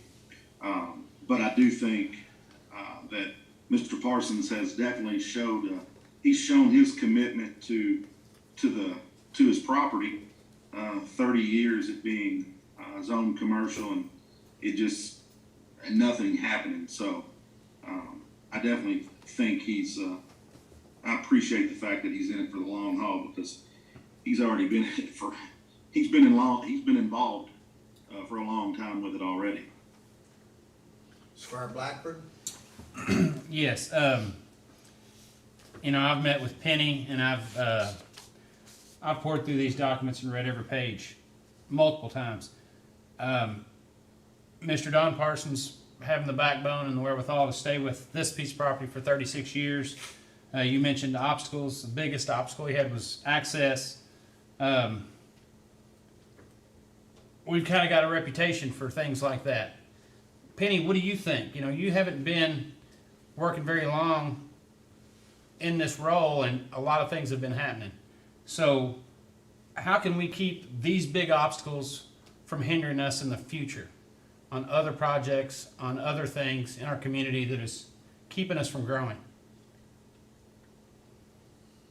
Well, I think that's a good question, Squire Blackburn. You know, Frankfurt is such an interesting place, and being from here and it being my home, you know, it has an incredible history, but it's always been forward looking. It's always been a mixing town because of the state capitol, because of the river. And it can be hard for people from outside to get things done here because they don't understand what's in the state purview, what's in the city purview, what's in the county purview. But I think what you're seeing now, and I think what happened, and I will say I think it happened during COVID because we all began to understand the power of home, of community, of staying where we are. We weren't traveling all the time. We were working at home. We were talking to our neighbors. I think we've begun to see the power in working together. And I will say that we have a mayor and a board of commission that I think wants to work together with the county. And I think my experience has been that all of you want to work together. So that is the key. You know, you've got to have a city that people want to visit is a city that is a great place to live. We have some incredible livability here. We've got wonderful outdoor activities. We've got bourbon country tourism. We've got lots of locally owned restaurants with different ethnicities and a lot of choice. And so I think now people recognize that the world is changing. What there is to do, and particularly in Kentucky, is visit towns and enjoy what the local culture has to offer. And so this is one of those lifestyle projects. You know, this is not a factory. This is a place where if you are a Frankfurtonian, you can come and you can get something that you know is going to be the same in whatever community you go to. If you're a traveler, you can pop into XYZ, an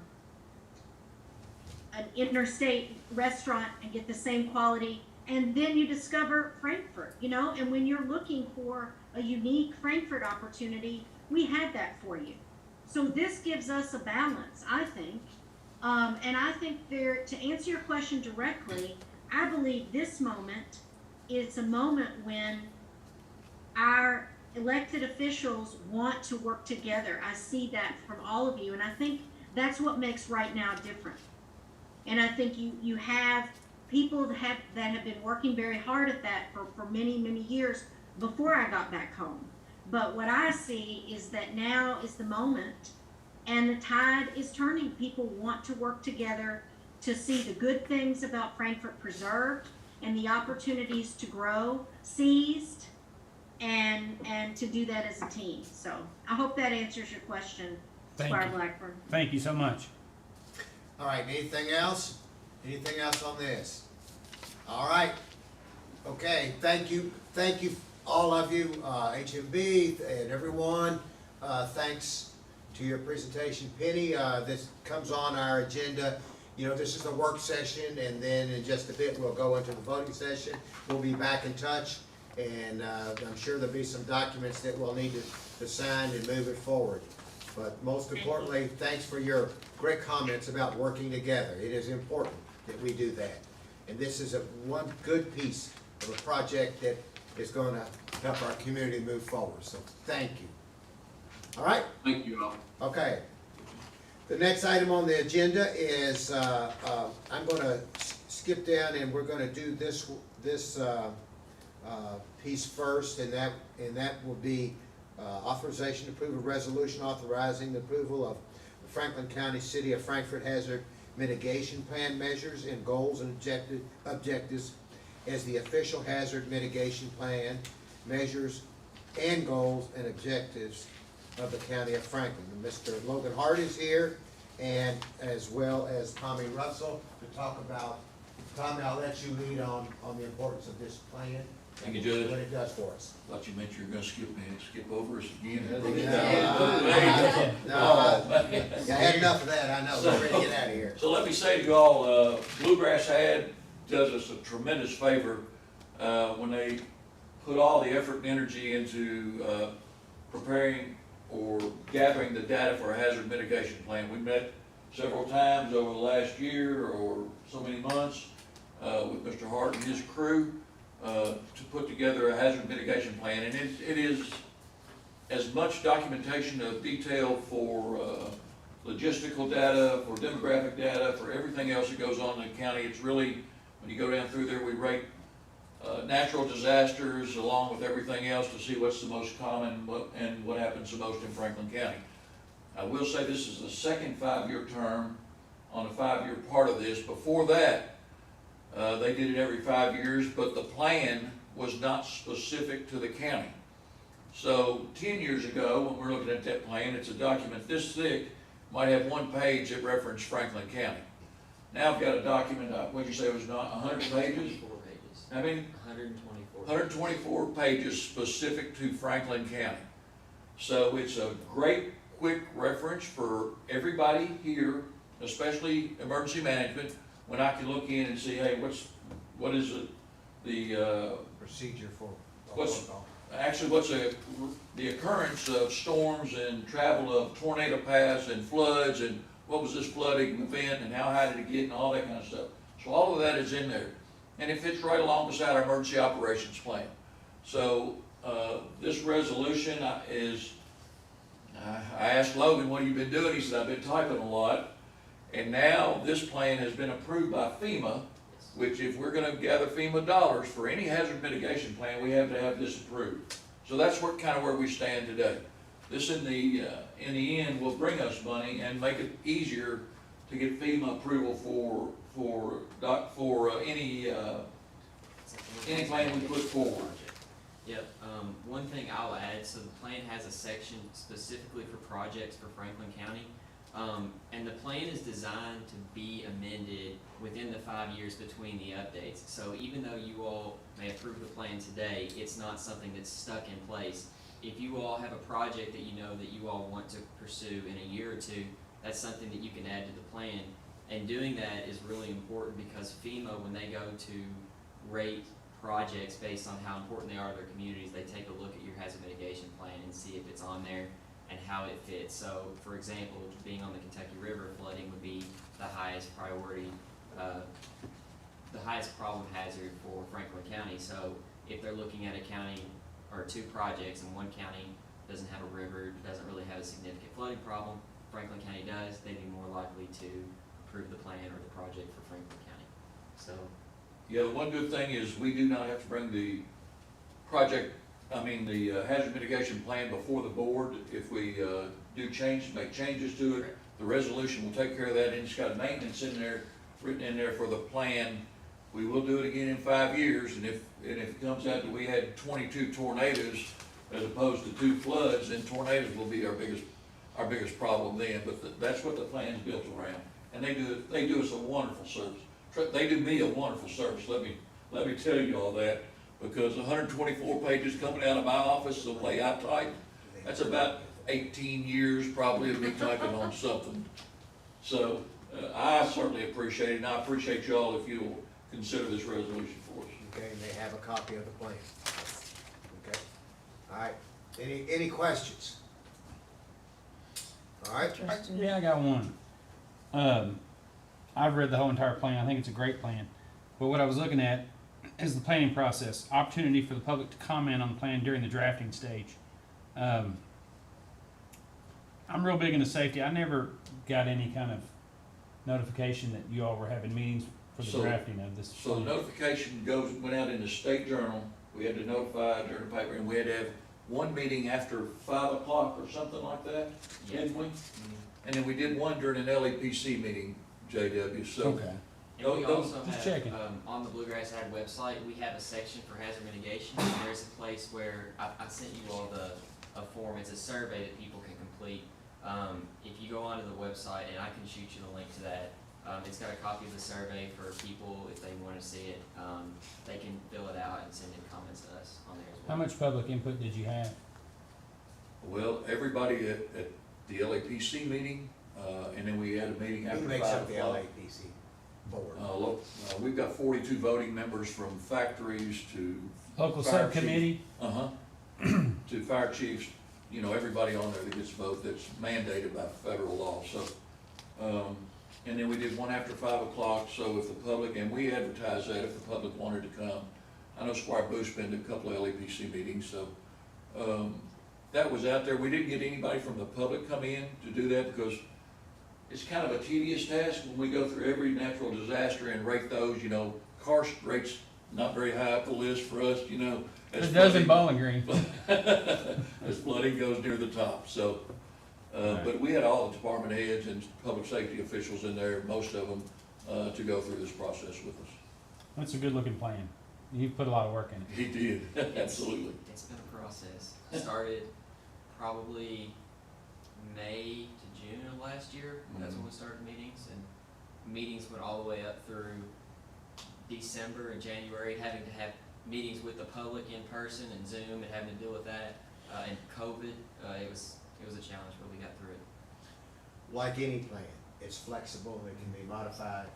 Yep. And every 5 years Correct. So your approval from FEMA is good for 5 years, but you can modify it anytime up until that point. Does FEMA have to approve it if it's modified? Nope, they don't have to approve it until the 5-year period is up. That's good to know. Okay, any other questions? All right, thank you guys. Thank you all. Sorry it kept you so long. No, we're good. Sorry. Thank you for your great work, Logan. Thank you. Yes, sir. All right, the next item on the agenda, we've been through this several times, and Brittany, are you on? And is Drew Skaggs on? Okay, this is the authorization to approve an addendum to the Central Kentucky Hauling Agreement to implement a fuel recovery fee. And I did see, Mr. No, there he is. How'd you get, you weren't behind me. Mike, how'd you get there? He was here. Yeah. Okay, Mike Nolan is on. Yeah, I understand. All right. Let's, Brittany, I'll let you begin, and we'll just work into the whole addendum here. Okay. So, yeah, as the judge mentioned, we've been here a few times now. At the last court meeting, I was asked to meet with the task force to come up with a somewhat formal recommendation. So we did meet, and we came up with a modified fuel recovery rate that Mike Nolan here is going to present to the court. The initial option sheet that went out in your packet was calculated with the numbers provided by CKY at the last court meeting. And then yesterday, you should have gotten an updated sheet in your supplemental packets that included the actual gallons used per month. And that is based off of actual fleet data that I received from CKY yesterday. So I'll let Mike take it over, and then if anybody has questions, we can discuss further. So, when we met on the 28th, we had a couple of goals. I mean, Central Kentucky Hauling has been a very good vendor to the county for 10 years now, and we certainly want to maintain a good relationship with them. At the same token, you know, we have a responsibility to the taxpayers of the county. So the first thing we did was look at the proposal that CKH had submitted to us. But the problem we had is that percentage applied to the entire monthly contract cost, which was significantly more than the fuel adjustment would require.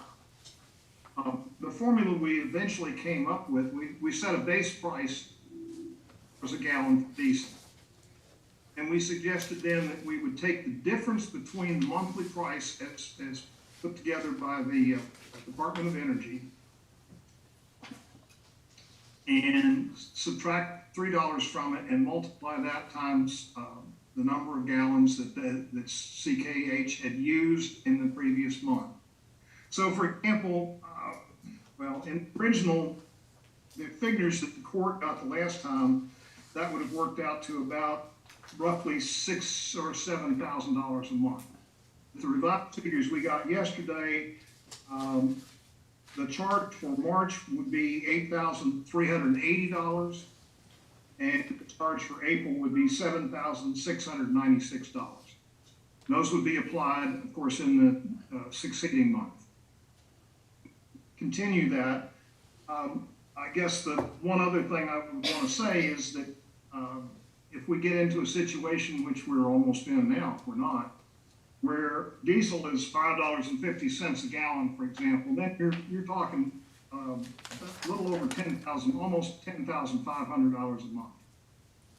And so we're really looking at adding somewhere between, I'd say, $155,000, $180,000 between March and the end of the contract in September of 23.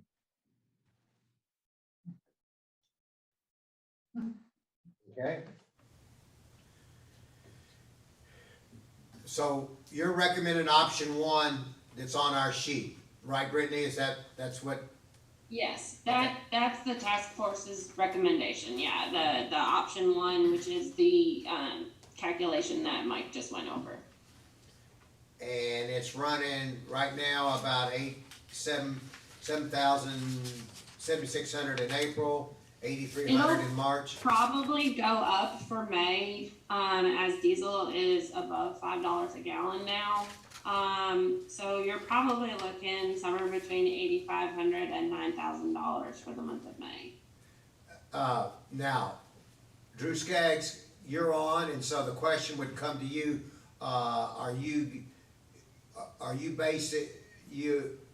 this is based on the Department of Energy prices of correct of diesel? Yes, specifically Midwest number 2 diesel.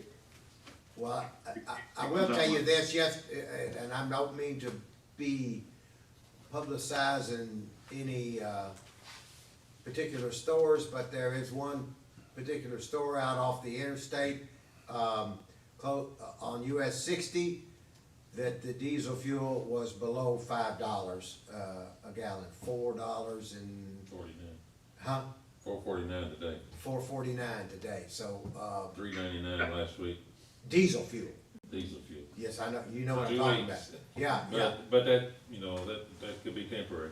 Yeah. Diesel fuel, I can tell you, they also do it daily. The Midwest number 2 number. As of May 9th, the diesel was 5.386. And keep in mind that this is average along the entire Midwest region. So while it might be lower here, I mean, the DOE numbers are putting it out for the average for the whole region.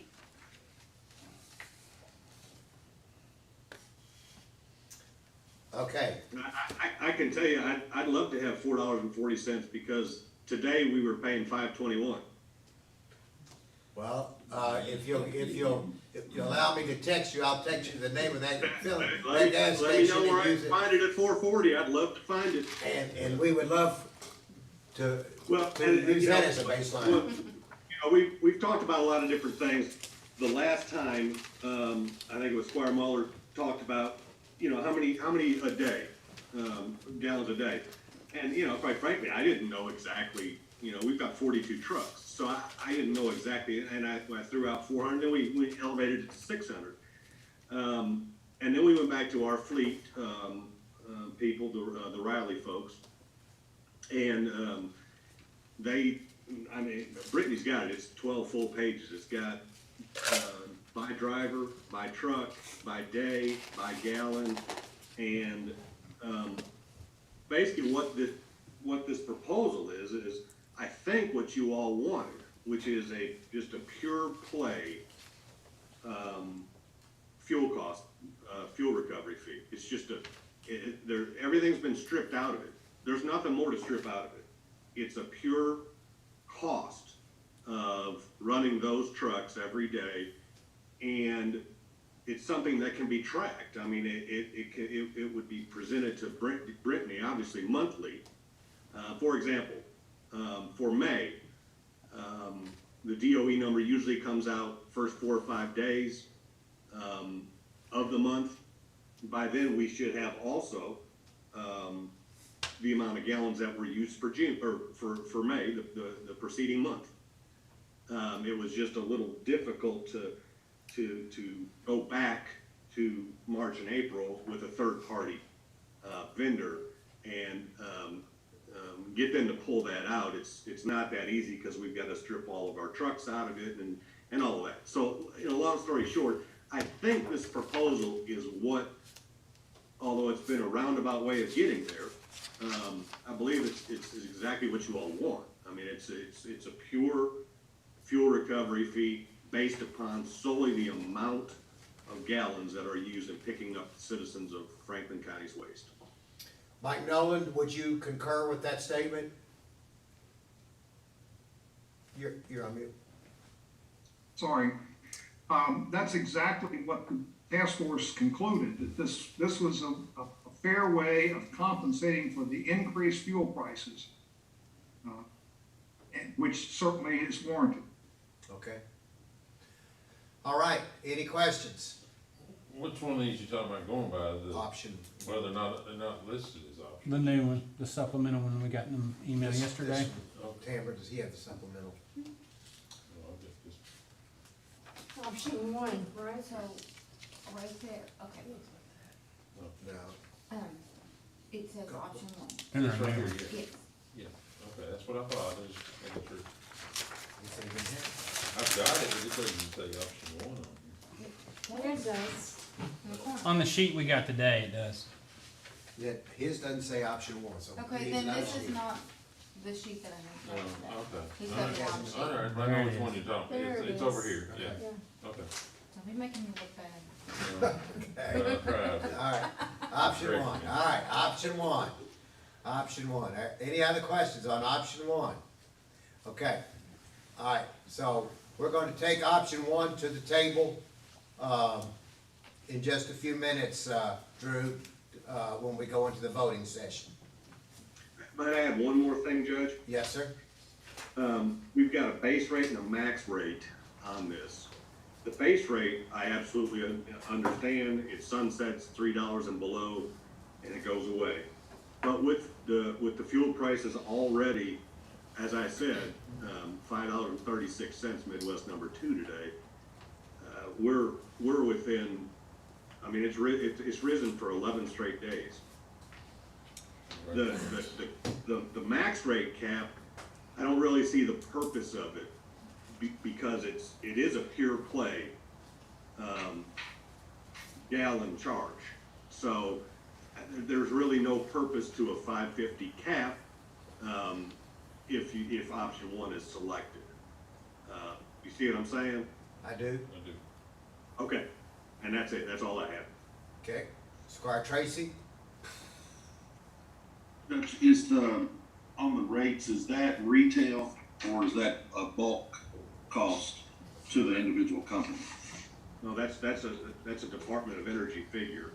That's an average cost of diesel. Okay, In retail. in regards to base rate, it's $3 and max rate is $5.50. Yes. That's where you're getting those numbers. Well, that's what the task force recommended.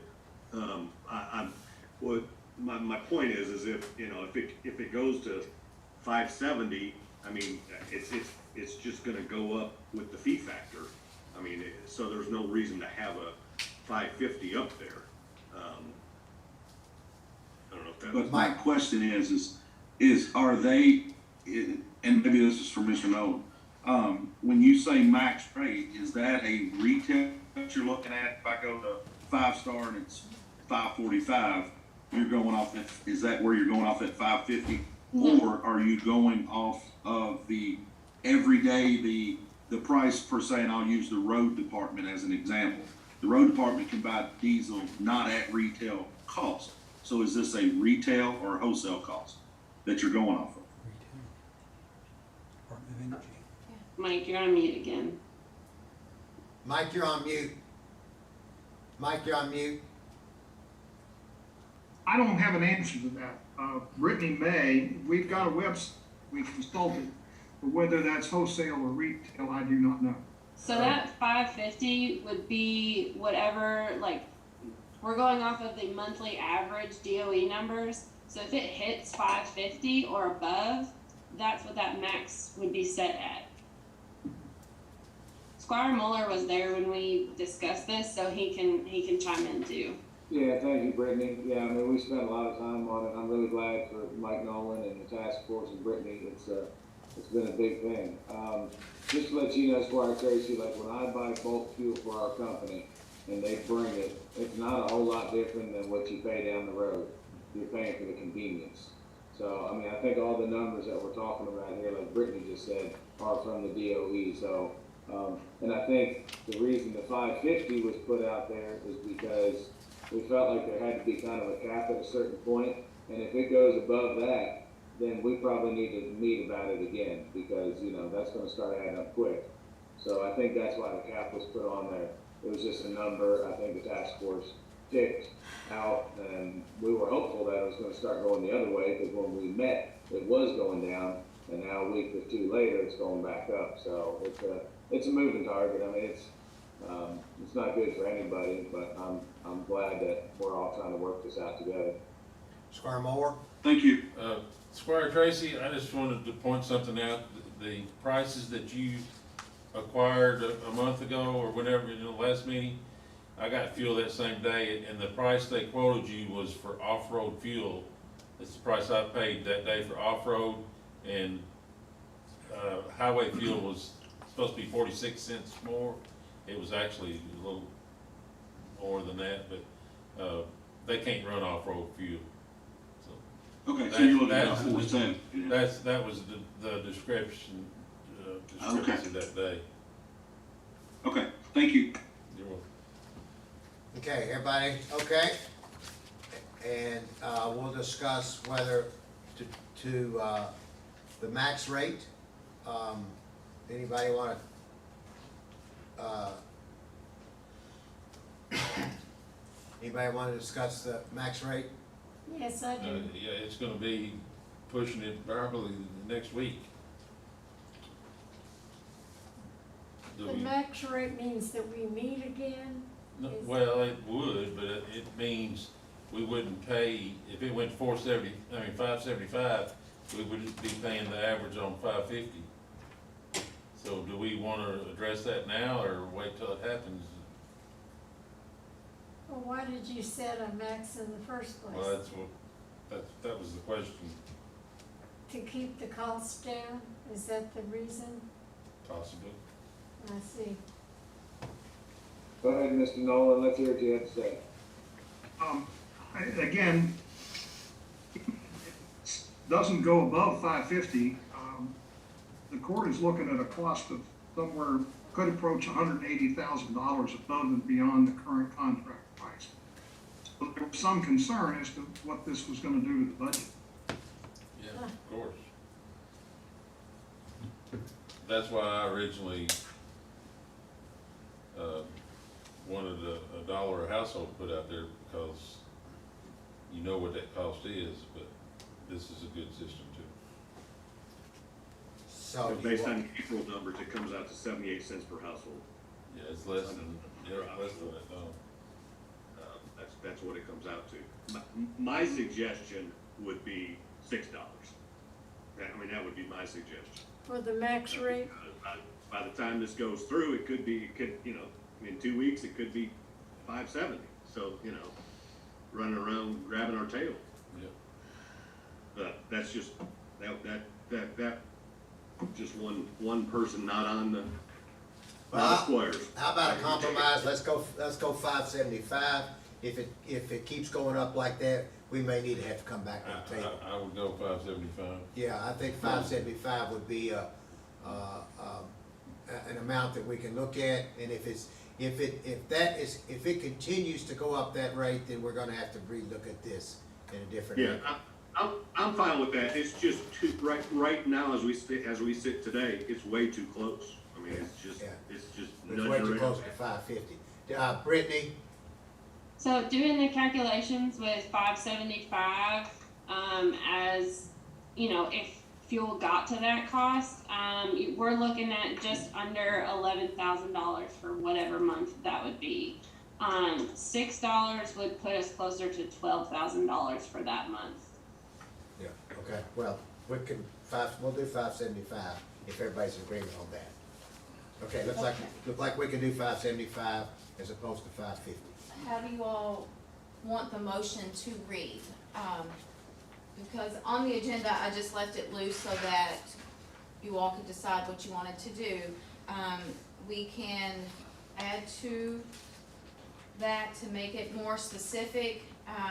We could do something along the lines of authorization to approve an addendum to the Central Kentucky Hauling Agreement to implement a fuel recovery fee based on a fuel rate of $3 based on the Department of Energy fuel rate of $3 and a maximum of $5.75 each month for actual gallons used retroactive to March. That's a lot, but that sounds like what you're saying. Is that right, Brittany? I would suggest putting in at a base, like, before the $3, I would say a base rate of $3, because then you have to do the calculation with the DOE number. That's just kind of what sounded like was missing from my point of view. The base rate of but $3. I don't write those things, so. okay. Okay. All right, I think we got it. We'll read it back into court. So Brittany, if you make sure that if you come in with the voting session, that we got it right, okay? Sure. All right. Mike Nolan, thank you. Thank you in the committee for your work. Appreciate it. All right. Let's move on. The next item is Chief Brewer. We've got you on for looks like three items. So Chief Brewer, the first one is authorization to approve a resolution applying for a grant with the United States Department of Homeland Security. And I see we also have Ann on. Hi Ann, hi Chief. And let's, Chief, Ann, if you will help with this item, we'll appreciate it. Yes, certainly. We have a short window of opportunity this year for Homeland Security grant applications. The Sheriff's Office, we had submitted an application last year for replacing some of their mobile dash computers and didn't get awarded. And then Chief Brewer mentioned that they were also in need of some of those units. So I checked with both agencies and they talked to each other about submitting a joint application, since they both need the same item and they wouldn't be competing with each other. And it's been great to work with them. They got me their information very quickly and we're ready to get that application submitted. It would be 10 units and associated equipment for the Sheriff's Office and 7 units and associated equipment for the Fire Department.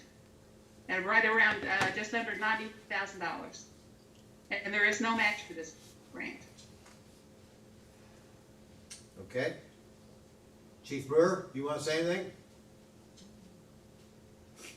I'd just like to thank Ann. She's always great to work with. She gives us a great heads up and gets us rolling when these grants become available, which are definitely beneficial to the departments. And I just like to thank her for all her work. Thank you. Okay.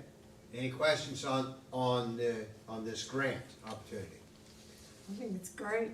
Okay, it is, thank you. And the next item is authorization to declare fire department equipment as surplus for disposal by auction through Gov Deals. Chief Brewer? Thank you, Judge, and good evening, Court. Good evening. If you all recall, one of our brush trucks went out of service earlier this year due to some rust in the frame. We didn't feel it was safe to use as an emergency vehicle, but we did push out to other departments to see if any other departments would have any use for the vehicle and didn't really get much response. So we're requesting to surplus that, put it out on probably Gov Deals. And also the other item is through our annual testing, we declared several sections of hose, fire hose as being out of service. They're beyond repair, and we are looking to surplus those items as well. Okay, any questions for Chief Brewer on this one? All right, thank you, and now, Chief, let's do an authorization to hire a firefighter. Yes, we still currently have one position that is open.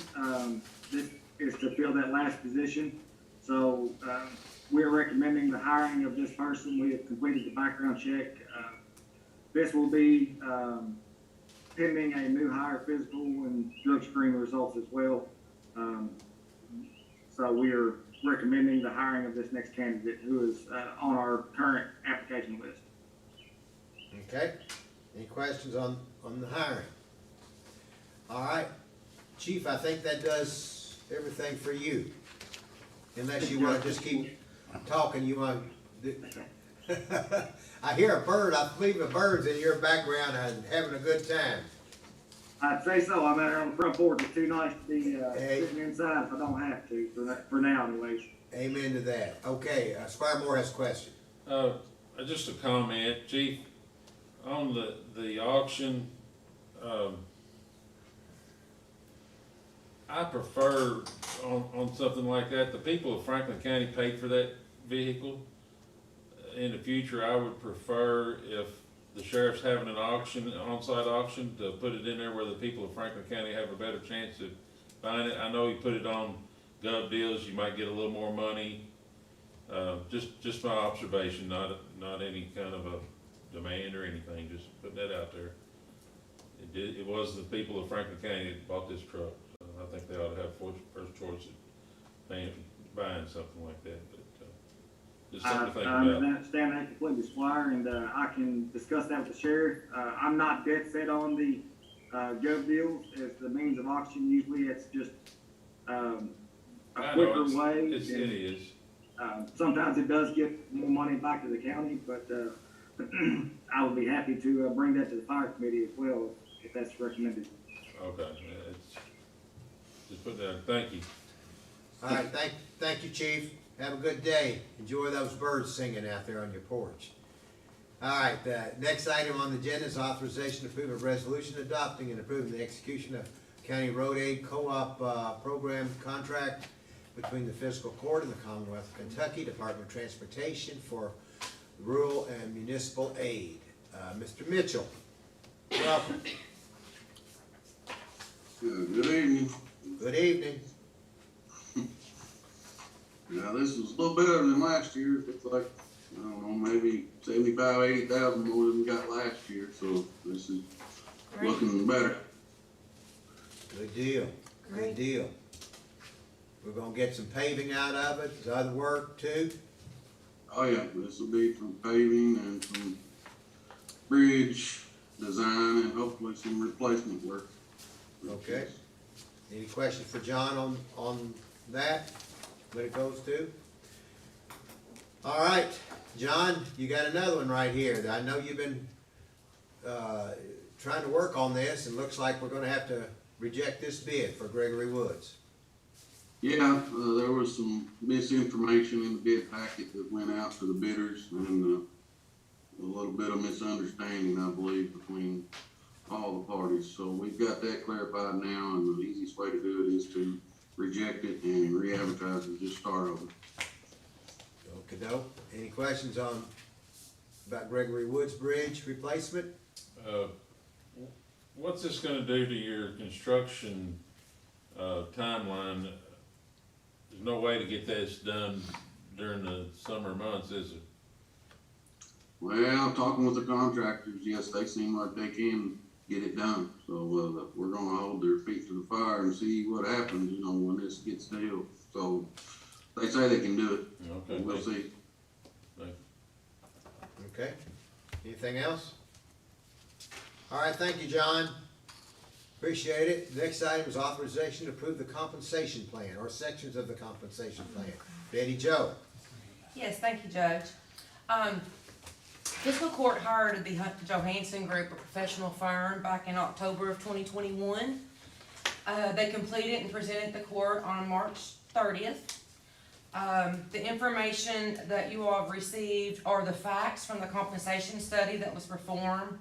And the facts are basically on the information that Johansson presented is the county employees are underpaid compared to the market. 2, employees under minimum wage, there's 9 employees under the minimum wage of their pay grade. 3, this is a continuing process, so we're gonna need to make adjustments along the way over time. It's gonna take some time. This is just the first document to implement the phases, and also it provides room for advancement. And those are the facts presented by the Johansson Group. He did recommended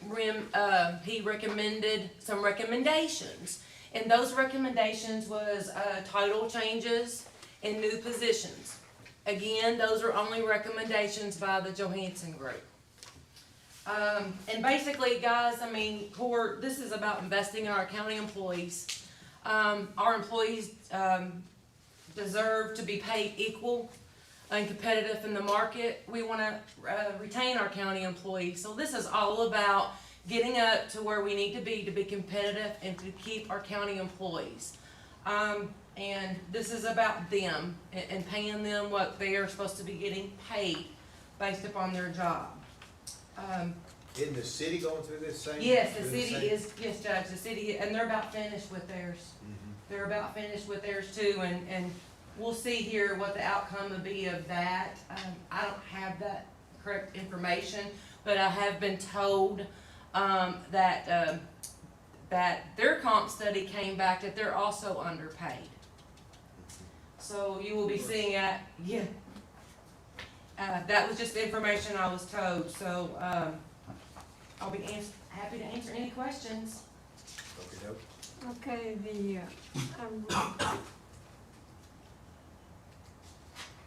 the current year budget is inadequate to pay the existing salaries or the ones recommended by the Johansson Group. Existing salaries are the recommended compensation. The Johansson Group went by the current salaries. Mm-hmm. Yes, ma'am. Including the 5%. Yes, it included the 5% in January. Mm-hmm. It was the current salaries as of like March of this year. So yes, that 5% in January was included in with the current salaries. So we would have been further behind had the court not provided that increase. But our budget takes that 5% into consideration. That's the way I understand it. Is that right? Susan, Well, I think you're asking about the proposed budget for 2023? No. No, she's asking for the current budget. No, we don't have any provisions for a comp pay plan or even the existing budget does not reflect the 5% either. That happened mid-year, so there was adjustments mid-year for half of the year.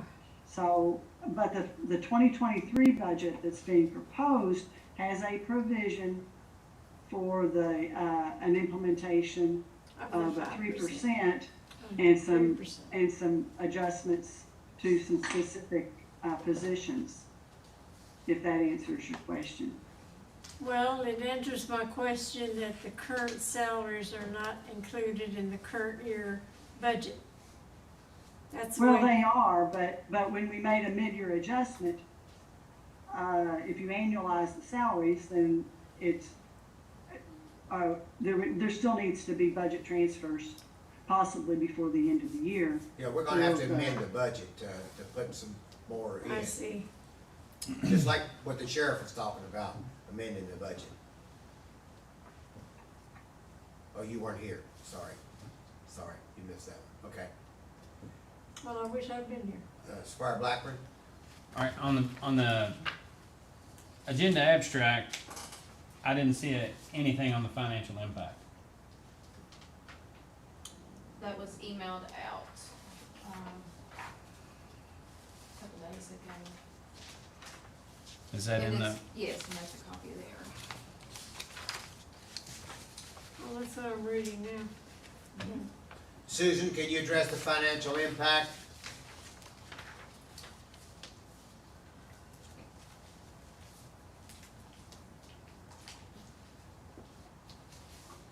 What is included that I've been given from the committee for the 3% for the across the board option, and some compensation adjustments to bring, I think it was 6 positions up to a minimum. Those are around $176,000. Those provisions are reflected in the initial proposed 2023 budget. So $176,000 for that implementation level of 3% for all of the fiscal court employees, and the additional adjustment to bring certain positions up to the minimum based on the study. That level is being proposed to be funded in this coming year. Coming year, okay. Susan, you said the fiscal court employees, that's not all employees? Well, it doesn't have the clerk or the sheriff. There's no provision for the clerk or the sheriff in that value, Okay. in that figure. That So- would have to be quantified and, amended at a later date. So we're not, That's what we're not I- including them because of their fiscal They- year? They're a separate budget. So Right. you've already adopted their budget, you would have to do a separate budget. We did include them in the 2% cost of living though, didn't we? No, the only budget I'm dealing with right now is the fiscal court budget. I thought that's what we said. Okay. Also, on the job description, job valuation, comp study, slide 7 on the market pay study variance.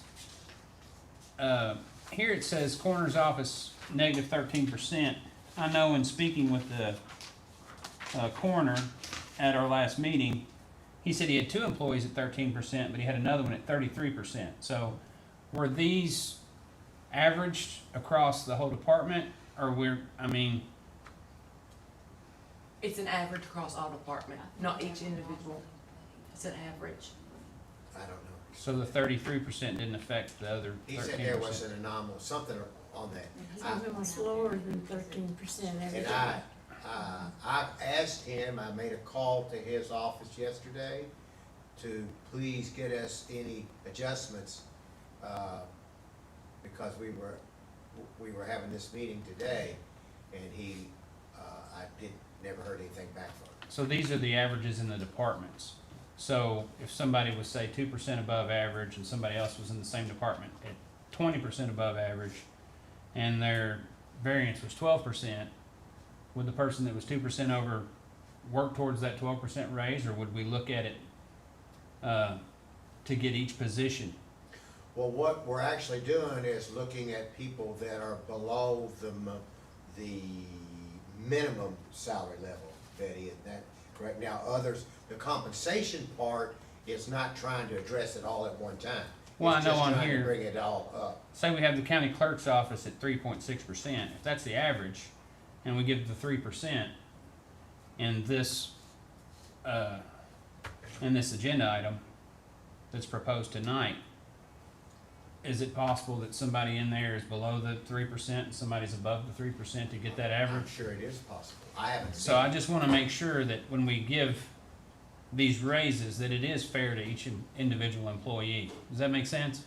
It does, and I can address that. When you look at this is a minimum interest pay coming in. We're not including longevity employees. I think we're getting a little Right. confused with that. I'm not confused. Because this is what they come in at. What like the county clerk's office, they're a negative 3.6, okay? Average market, that's a new employee coming in the door. That's not someone that's been there 25 years. So that still doesn't take into the effect that if you've averaged, then you wouldn't have an average. You would be basing it on that lowest employee. There's confusion there. So if we're basing it on an incoming employee, then this average is out the window. That's the mid average. See, he did the mid average on the Well, variances. mid-average wouldn't be what they're come in, Right. so, So I'm all for giving the employees the monies that they deserve and work for and the market bears. But at the same time, I don't think we need to throw a blanket, here it is. We need to look at it a little deeper and get this right. We need to get it right. On every employee, not just throw an average at everybody. Well, So, I think Human Resources is doing that, right? Well, what the judge wanted to do, and then Kimmy, this is the first phase. We got a lot of good work to do. This is just the first phase, and the judge wanted to see, and myself, at least do a 3%, and then after that, see where we are. Because there's a lot to do. There's a lot more continuing to do. We need to look at longevity. We need to look at how long, like I said, longevity in the areas. We've got a lot of seniority people that's been here 15, 20 years. And they're not getting paid the mid level on that. Basically, I think we looked at that. we did, Was it and today or this is yesterday? something that it was yesterday. Out of 68 in the Franklin County Fiscal Court, there were 40, There's 45 total, and there's only 68 under the park that road. are below It's the midpoint. Right. So our salaries are off. right. We've got a lot of work to do on it, and this is just the first phase. We was just wanting to see. The first phase will affect the 23 budget then. Right. That is Yes, what ma'am. you're saying. Mhm. Yeah. And this is Yeah. just the facts. This was all the facts on the comp study, and we know we're below negative 3.6 overall. So we was thinking, or we suggested doing a 3%, the judge did, so we can see where everybody at that point. Individually, yes. That will Yes, help ma'am. with the pay Well- compression, just to offset that, so it's not such a big adjustment on the next round. Yes, I agree totally with get that, but when we're averaging and we've got employees that might be 2% or 1% or close, and we give them a 3%, it jumps them above when we're looking at averages. So my thing is, we wanna be as fair and objective to each individual employee instead of giving, cause if Marty and I work side by side and I'm getting paid 2% under what I should be, and she's getting paid 7% below what she should be, and we get a 3% raise, I'm 1% above, and she's still below hers. Does that make sense? Yeah. Yeah, but you're getting in this to amount of weeds that we haven't been able to get into because you're going individually. We're trying to look at this as a package for everybody because we know that basically everybody is underpaid. And 70% of our workforce Absolutely. is underpaid. Absolutely. But I'm just trying to be as concise as I can because, this is taxpayer money and we need to be fair to the employees and the taxpayers in our community. And if we can bear it without raising taxes and causing a strain on our community, we're below right now because it's what we could bear. And I'd say most communities are.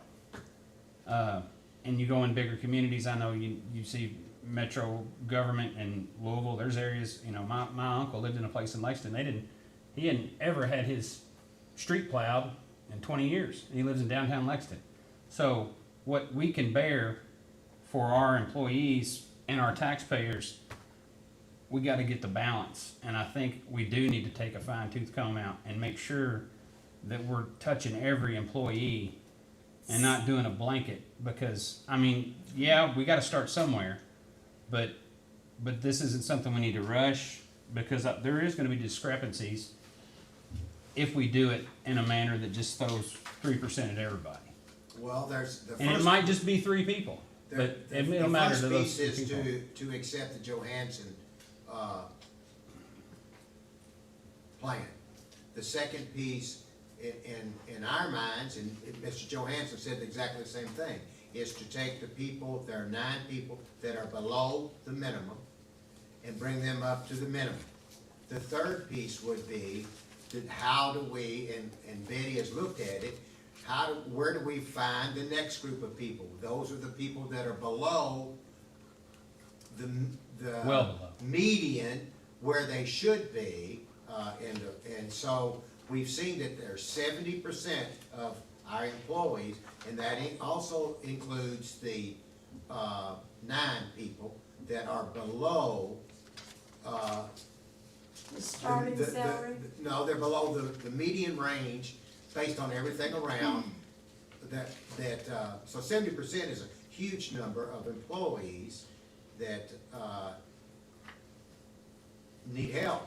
We need And so- to do what we can to help. That's why we hold, yeah, and that's why you do your study, is you Yeah. look at it where you started in this piece, and then you go to the next piece, and then you go to the next piece, and then you go to the next piece. So the 3% is an adjustment.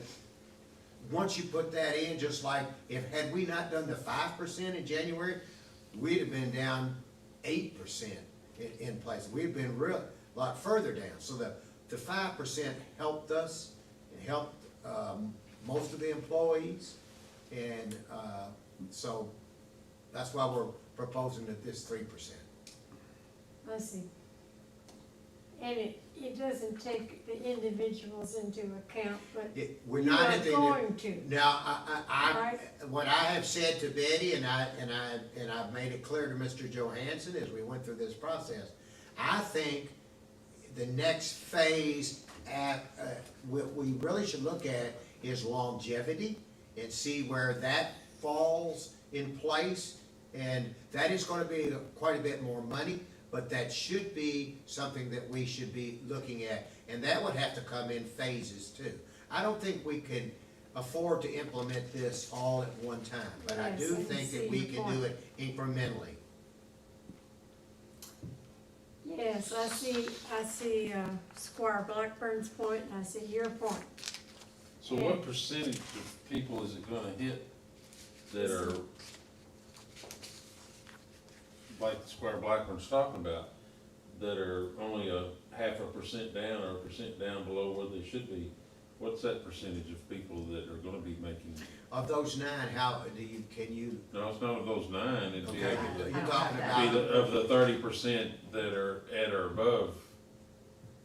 I don't have that number. Cause that's No. we're looking at a mid-range average. The next piece was the mid-range. And does Look at does how this many take people into are below the account? mid-range, Well, this and is it starting. didn't, you didn't get how much they were below the mid-range, you just got, these are the number of people that are below the mid-range. Yeah, out of 68 employees, 45, okay, is not even at the mid-range or mid. That's including those 9.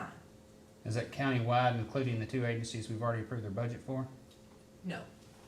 So there may be more. Correct. So we're That- only addressing, we're not, we're leaving out. Remember, they're not under our comp plan, so we're not really addressing them, but we're including them, as part of the compensation adjustment.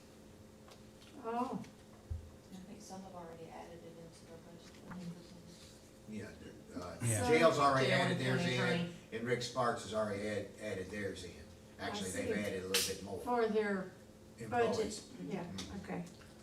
Oh, that's good. Squire Tracy?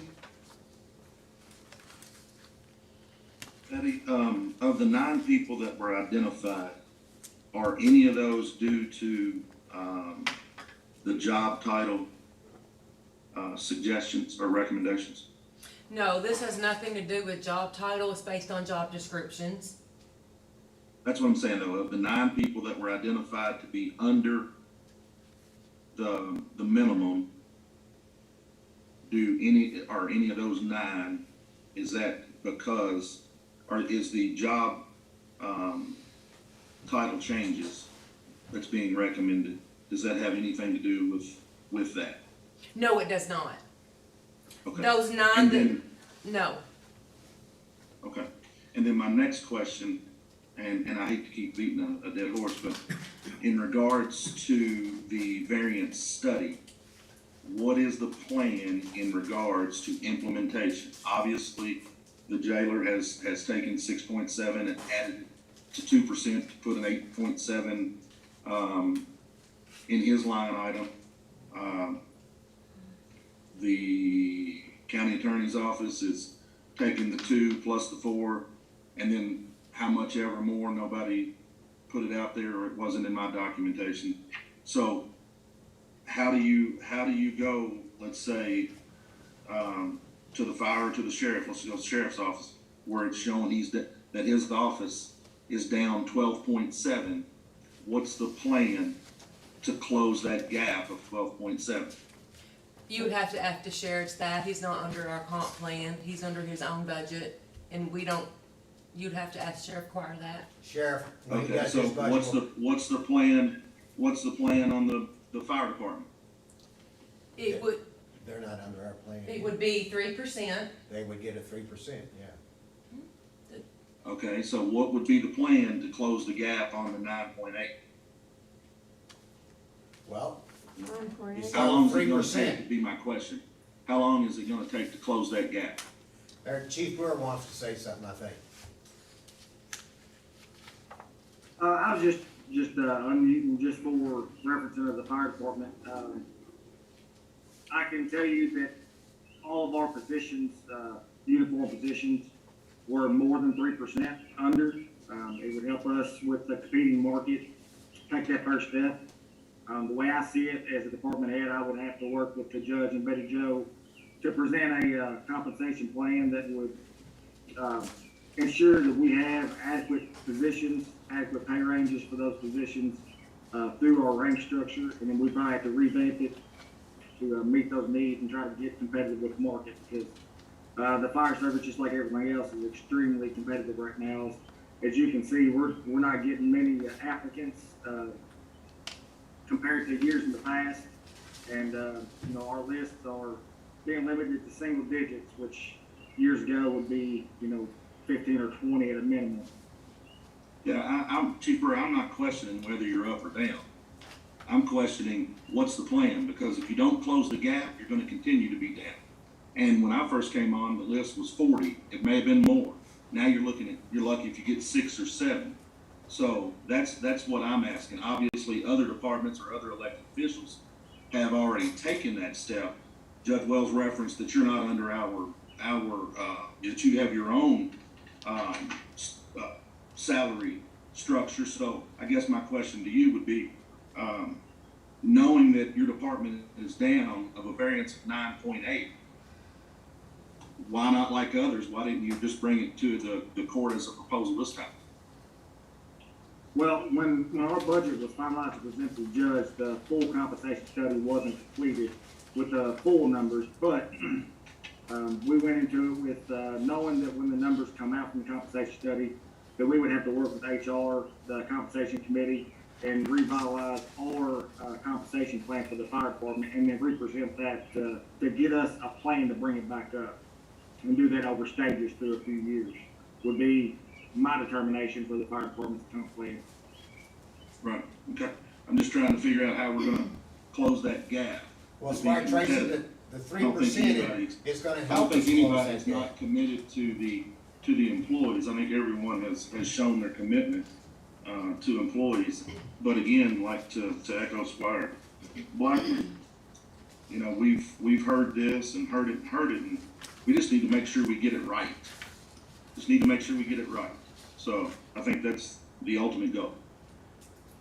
Yeah, of course it is. It sure is, that's right. Okay. Any other questions? Okay. All right, no other questions. Okay, let's move on to the next one. Before we move on, Judge, Go ahead. Squire Blackburn. is this, Squire Blackburn. Squire Blackburn had his hand up Okay. first. okay, I know the delay makes it difficult. You said the first step was to approve the plan. Yep. What does that entail? And the improvement and the approval of the plan? The court votes, Tamara, what's the abstract say? To approve the compensation study as presented. and/or, He says and or. yeah, Or we're not receiving it, we're approving it.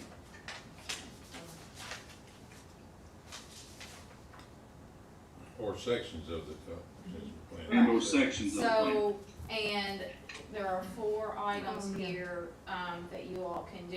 You can approve, the compensation study as is presented, or you could approve, bringing employees up to the minimum pay grade, those 9 employees, and you can do or a 3% adjustment across the board to offset the pay compression. And then the employees who received an increase, to the minimum pay grade would not receive that 3%. And then also approve job title changes, that are listed in option 4. So it's just kind of wide open, whatever parts of it you all want to do. Actually, the first thing, none of the others have anything to do with it if you don't approve the plan. The plan is the first thing that you have to approve. Okay. Then you can go to the other options that are there. Well, if you approve the plan, you approve all It the says other in- options. You've it says approved more the plan. sections. So if we bring those employees up, are they gonna be equal with longer term employees? Is the same problem we had with the road department a few years back, or? We're basing this on equal pay for equal duties, not, well, I started here, 10 years ago and she started yesterday. It's not based on that. It's based on the structure that they have put into place for the duties Job that employee, descriptions. yes, performs. Individuals. So to answer also- your question, Spire Moore, yes, it does. And also for the This road, just creates more problems. with the road department, it added 2 job titles, a heavy equipment operator 2 and auto mechanic 2, to give room for internal growth. Is 2 above a 1 or below a 1? Would be a So if we approve of the plan, do we approve everything in it? Is that a, Only if you, that's why it's separated out, so you can come back and do it. You can approve the plan and do nothing. You can approve the plan and do 1, 2, 3, or 4 as part of it. Okay. Well, 1 is the plan. Well, I'm sorry, 2, 3, 4. 2, 3, 4, 5, whatever those numbers are, I forgot, I don't have it in front of me. What are those? 4. There's 4 options. 4. so I know you have a caveat for approving bringing all employees up to the minimum pay grade, and then addressing that in number 3 was saying if they've brought up, then they wouldn't receive that. Could we also add that there are folks, I don't know how many, it could be 1, it could be 10, that are not 3% below, that they only receive the percentage to get them to where they need to be? That's what we would be doing. So if we brought, if somebody was just 2%, no, we did the No. opposite. No, We did only for greater the than. 9. Only So for the 9. if they were 2% from the minimum, it would be more advantageous for that employee to get the 3%. Right. To bring them above the minimum. And then that would also help the next time we went to adjust them to get them to the midpoint for the longevity. So everything that is given will help in the long run to offset where they actually need to be.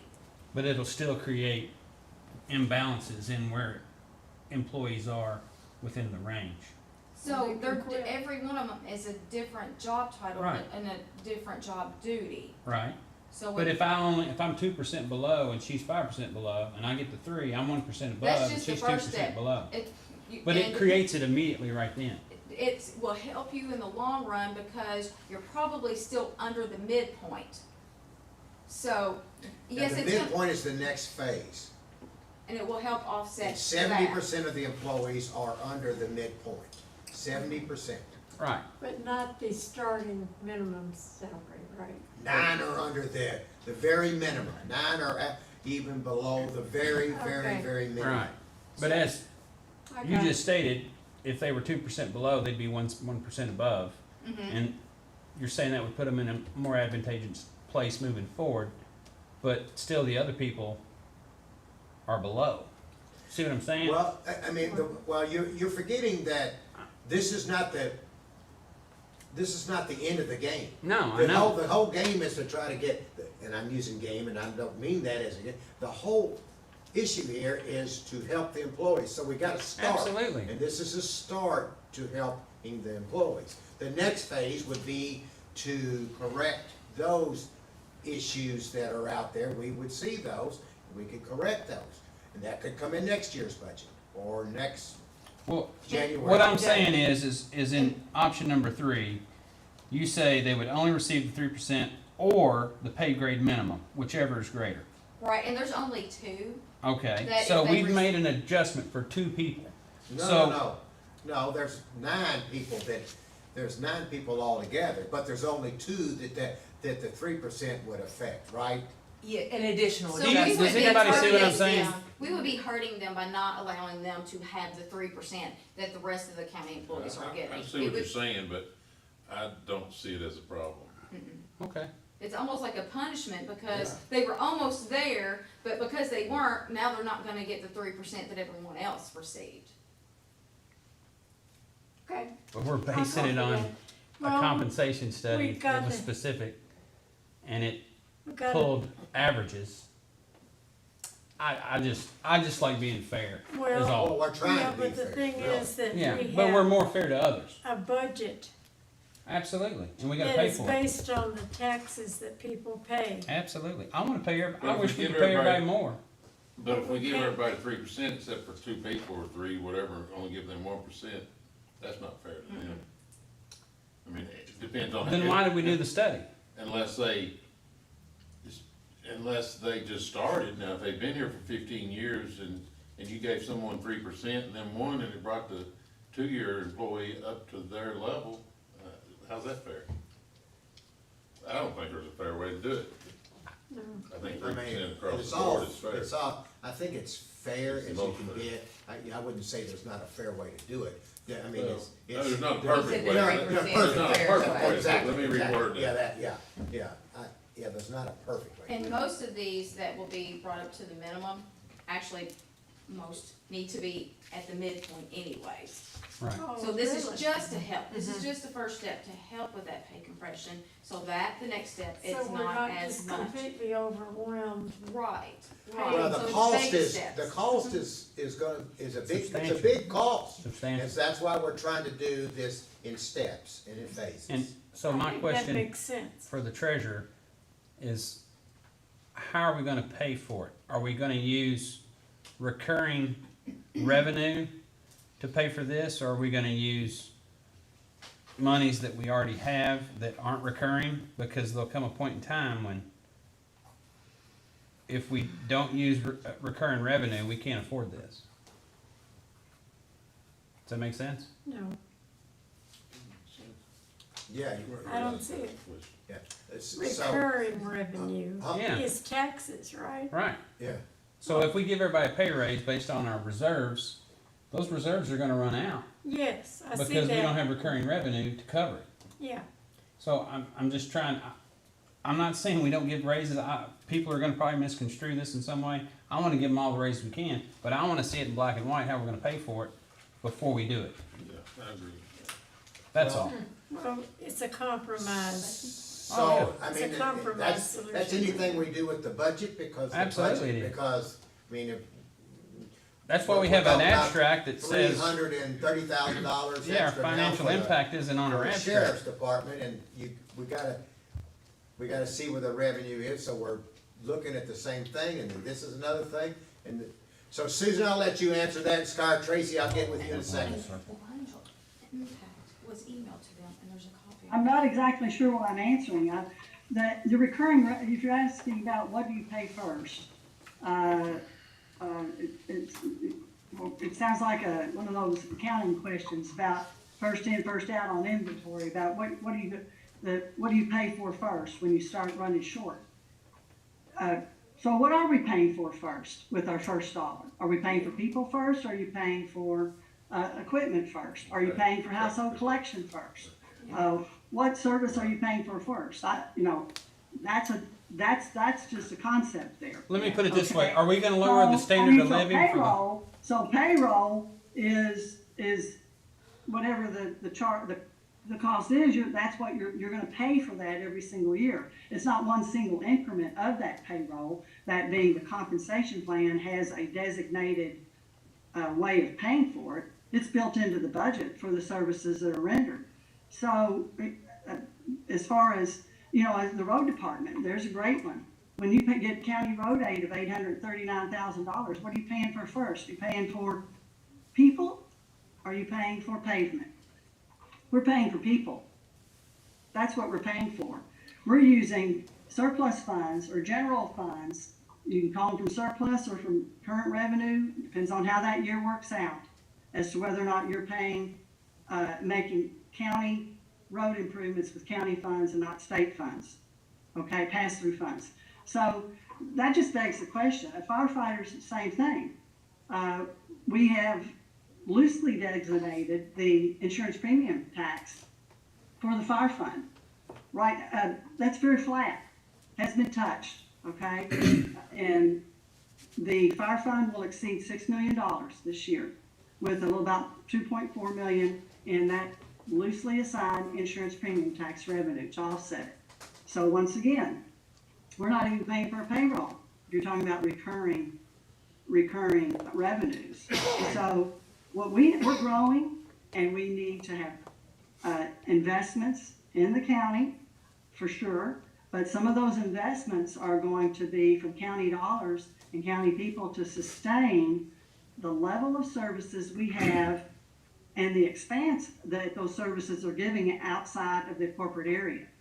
So we've talked about many of those tonight. I mean, household collection is budgeted $1.7 million in this year's budget, and it has no source of revenue, if that's what you're asking.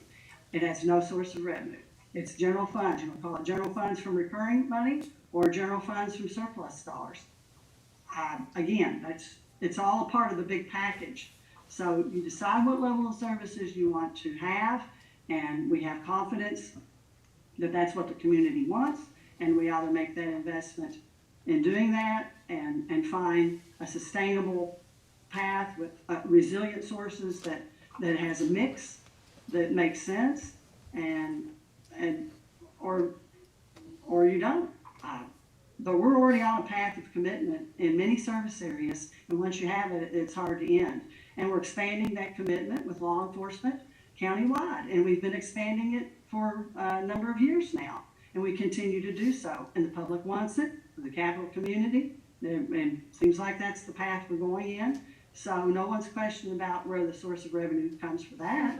You figure out what you want, you find policies to make it work. So, is that what you want to hear? It's a great statement. It's what we already Squire know. Tracy, can we let Squire Tracy come on? He's been waiting. No, wait, I got something I want, no.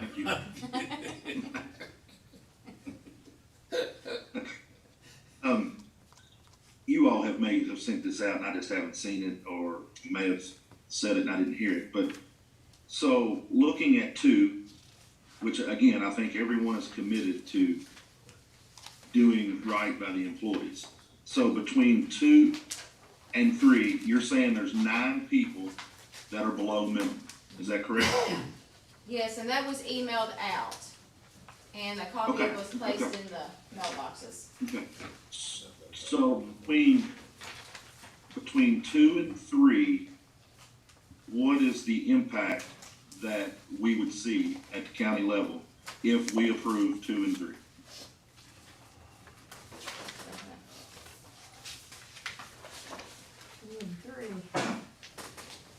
You mean 2 and 3 of the plan? Betty, can you help Betty? Yeah, I believe Option 2 and 3. it's, now, Susan, correct me if I'm wrong, isn't it like $176,000? I think Susan just said that. That's what we've laid out in the Okay, budget. so that's the, there you go, Scott, That was yes. basically the first step of implementation that was being suggested for this plan, was to bring the 3% and to get those people bring the 3% and bring those positions at least to the minimum. So, that's just the first level. It does, as everyone said, it doesn't address longevity and a lot of other critical issues with the overall compensation plan, which will take additional years, possibly, of commitments. Gotcha. Yes. Okay, and again, just to make sure I heard right, the 9 people that were identified have nothing to do with title changes or anything like that. It's just because they're under the minimum today For That the is job correct. of where they're at. description. Yes. That is correct. All right. All right. So, well, Judge, I mean, I think we could sit here all night and talk about this, but for me personally, just to move it on, the 176 was already reflected in the budget. So obviously, the treasurer's figured out a way to pay for that. Personally, I'm okay with 2 and 3. I don't know where everybody else is at, but 2 and 3, I think I'm okay with, as long as everything has been shown and that's where we're at, and those 9 are just under the minimum of their current job title. Okay. And that's accurate. So, Yes, again, I don't know where everybody else is at, but again, I think this item could go on and on and on and on. So I'll just throw it out there. That's where I'm at. So what does I'm not option exactly 4, sure. does that have a cost to it? What is option 4? Option 4 does not have a cost to it. No. There, Squire Sebastian at the last meeting wanted wanted some information on job titles, wasn't it, Betty? Job descriptions, those No, was those resent don't. back out on April 27th. Okay. So, there were, this was part of the recommendations. And there's no money involved with those changes, With right? the title changes, no.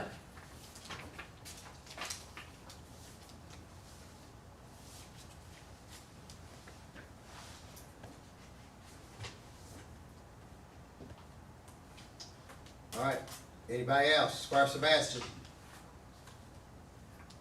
Thank you, Judge. There's been a lot of good conversation around the table, and I think that was the whole point of the committee, wanting to hear the voices of the other colleagues on the court.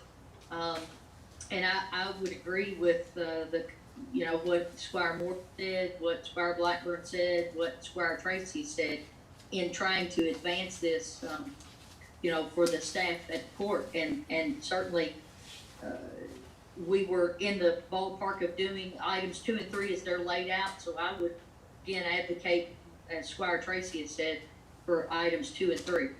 So trying to advance this item so we can have a very clear-cut starting point. So that's where I would be if we're looking for folks to advance this item for voting later today. Thank you very much. That'd be fine with me, we can talk about 4 later. Yeah, that's fine. If we put it on there because Squire Sebastian. I just want to hear from the committee. Yeah, okay. All right, it looks like we're ready to move forward. Thanks, everybody. All right?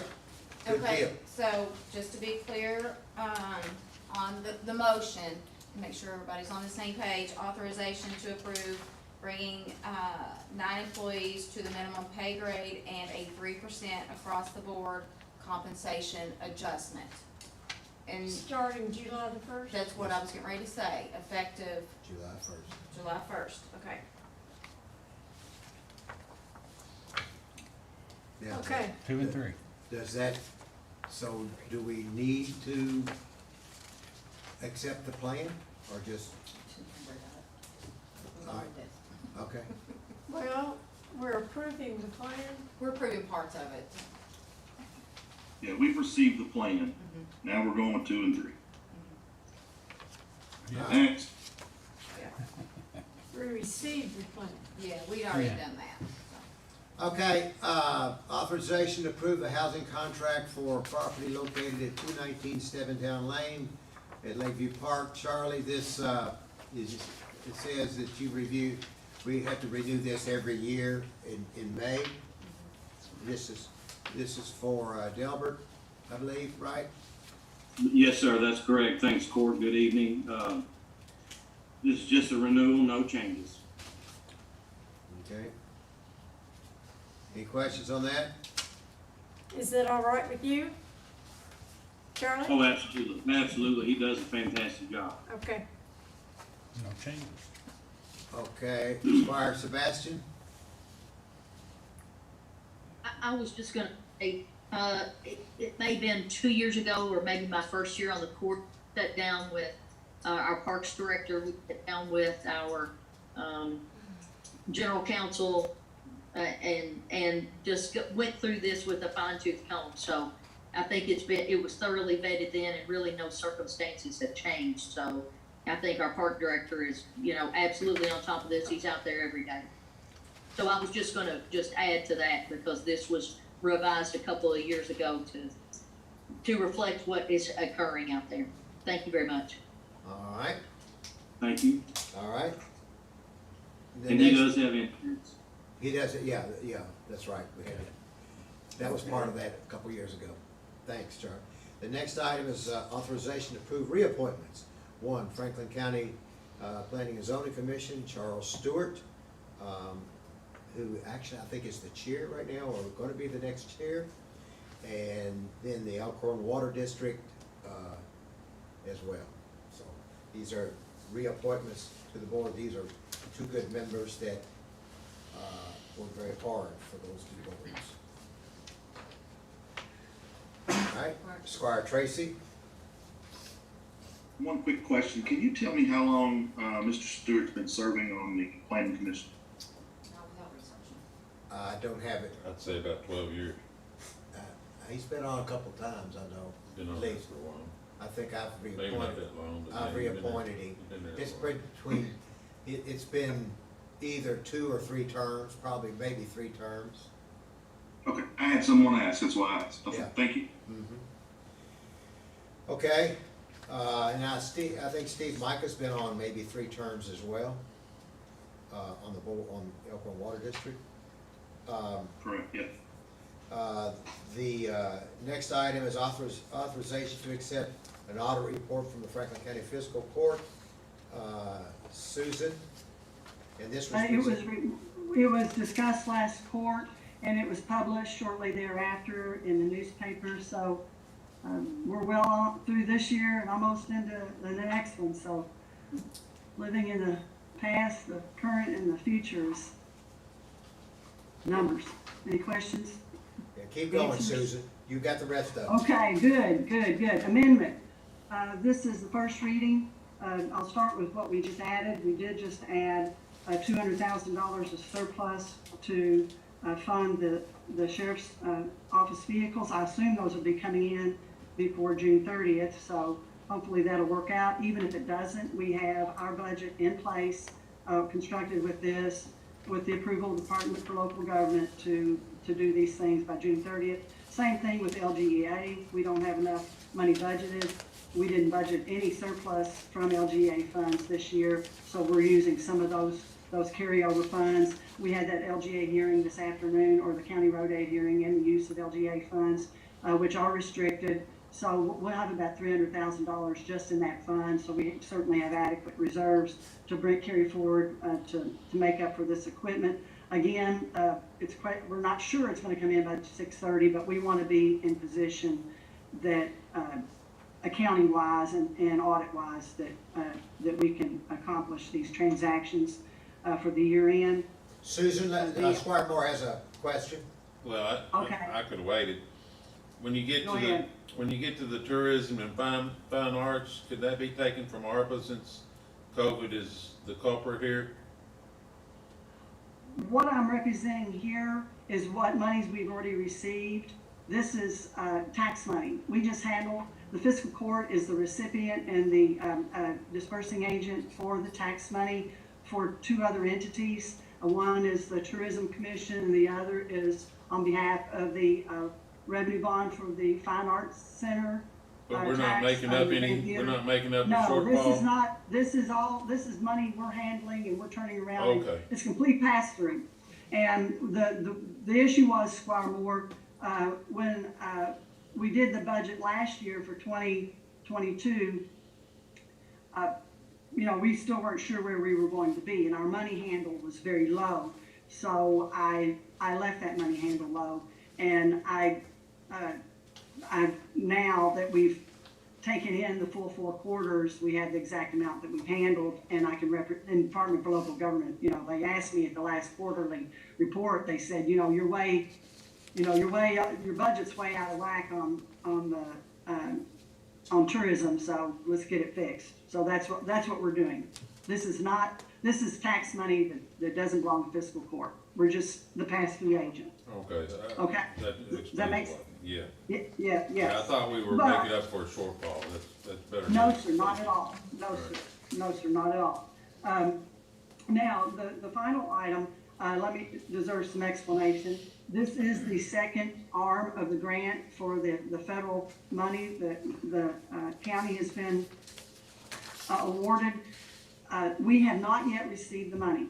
We have not yet received the money. However, we received notification, and we have fulfilled the process for certifying and submitting for the grant. And it was on the 19th of May last year that we received the first grant for the $4,952,202. And it came by wire transfer. This is all electronic through Department of Treasury. Wow. So we have received the notification that those wheels are in process, and we are in the first group of receiving that batch of money. I'm anticipating that we will receive it before, probably around the 19th or 20th, at least definitely before the end of the year. I'm going to submit this, and once we do receive it, as in line with last year, we were instructed to amend that into our budget and to reflect it in a more transparent fashion that money was in our funds. It's not budgeted for any use. It's budgeted as a contingency. So that's what's represented here, is anticipating, based on Department of Treasury notifications and the submission of our application for the second round of funding and that certification and approval, that we will receive those funds and that we will place them in a contingent reserve.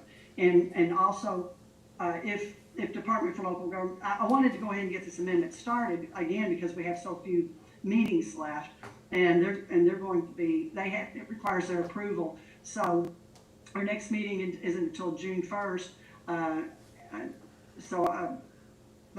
June 1st, that's right. So, and they're going to be receiving a lot of budgets. So I think that they will approve this portion of the amendment, even though we haven't actually received the money. They will approve it being represented. Susan, in the fashion that we are. Susan, let me change directions with you on something. Sure. We had a presentation by the sheriff for 6 new vehicles, and actually 6 new vehicles. Could we use ARPA money, roughly $200,000? Could ARPA monies be used to buy those vehicles? Yes. So when we come back here in a few minutes, I'm going to recommend that we use ARPA money. Maybe you all don't want to, but it would be a way to, it'd be a clean way to get it, and then it wouldn't affect our budget. So anyway, thank you, and we'll plant that seed with the court, and then in a few minutes when we get to the voting session, maybe we can make that adjustment to that. Okay, that's fine. That's your all's decision. Are there any questions? Again, this is first reading of this amendment, so and it's just a framework. Yeah. The next part on cash transfers, these are all budgeted transfers that we make between funds, again, for those that generate revenue and the shortfalls for those that don't. So these are already budgeted figures. It's just I only make the draws on them as the funds are needed, and typically that's big time at the end of the year because we continue to have expenses when we don't have any more revenue. So again, that's our in-house accounting measure, and the budget transfers are these items are largely, again, I'm doing some, these don't increase any overall budgets. They are just realigning the lines that have transactions and need a properly budgeted line item, and getting those, I'm rearranging within an existing fund the values that are associated with the expenditures, or in some cases, the revenue associated with it. Okay, I'm just trying to please the Department for Local Government yeah, and, okay, go and the ahead. auditors here. Yeah, go ahead, go finish it up, then.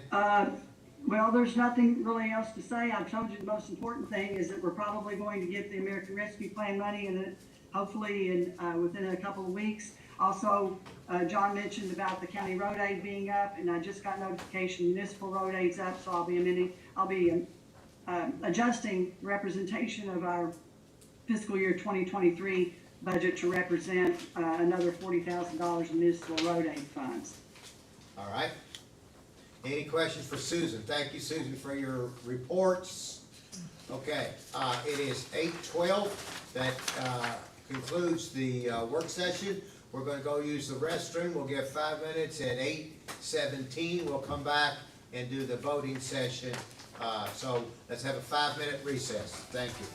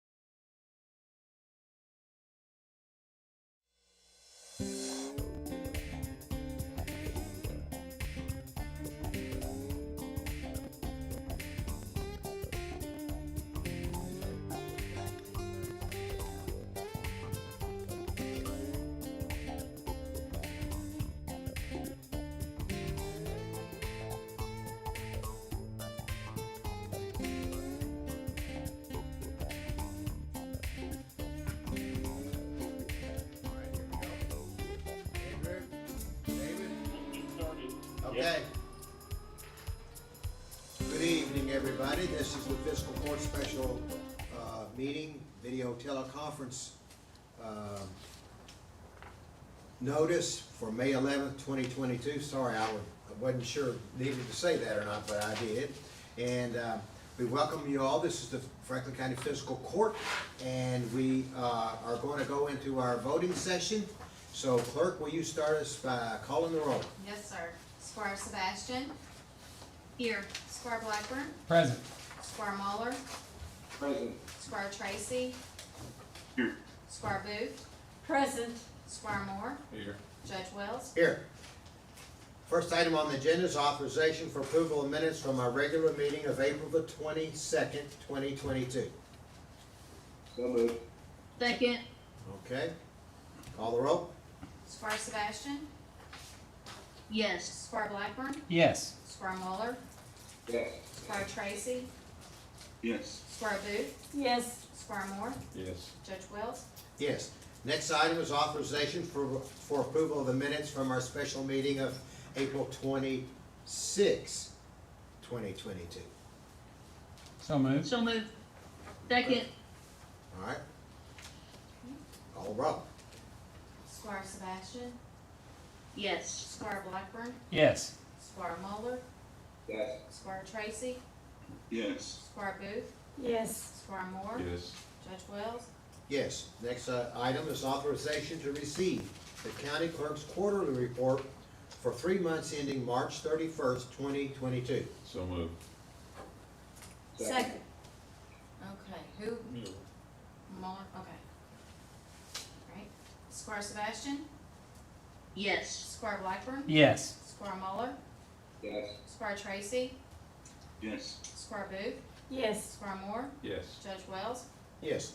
Next item is authorization to approve the county clerk's claim for calculation of motor vehicle and boat bills in the amount of $8,429.40 for 22.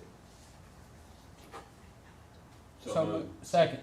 Okay, Squire Moore, And Blackburn. Blackburn, Yeah, Ms. Blackburn. Okay.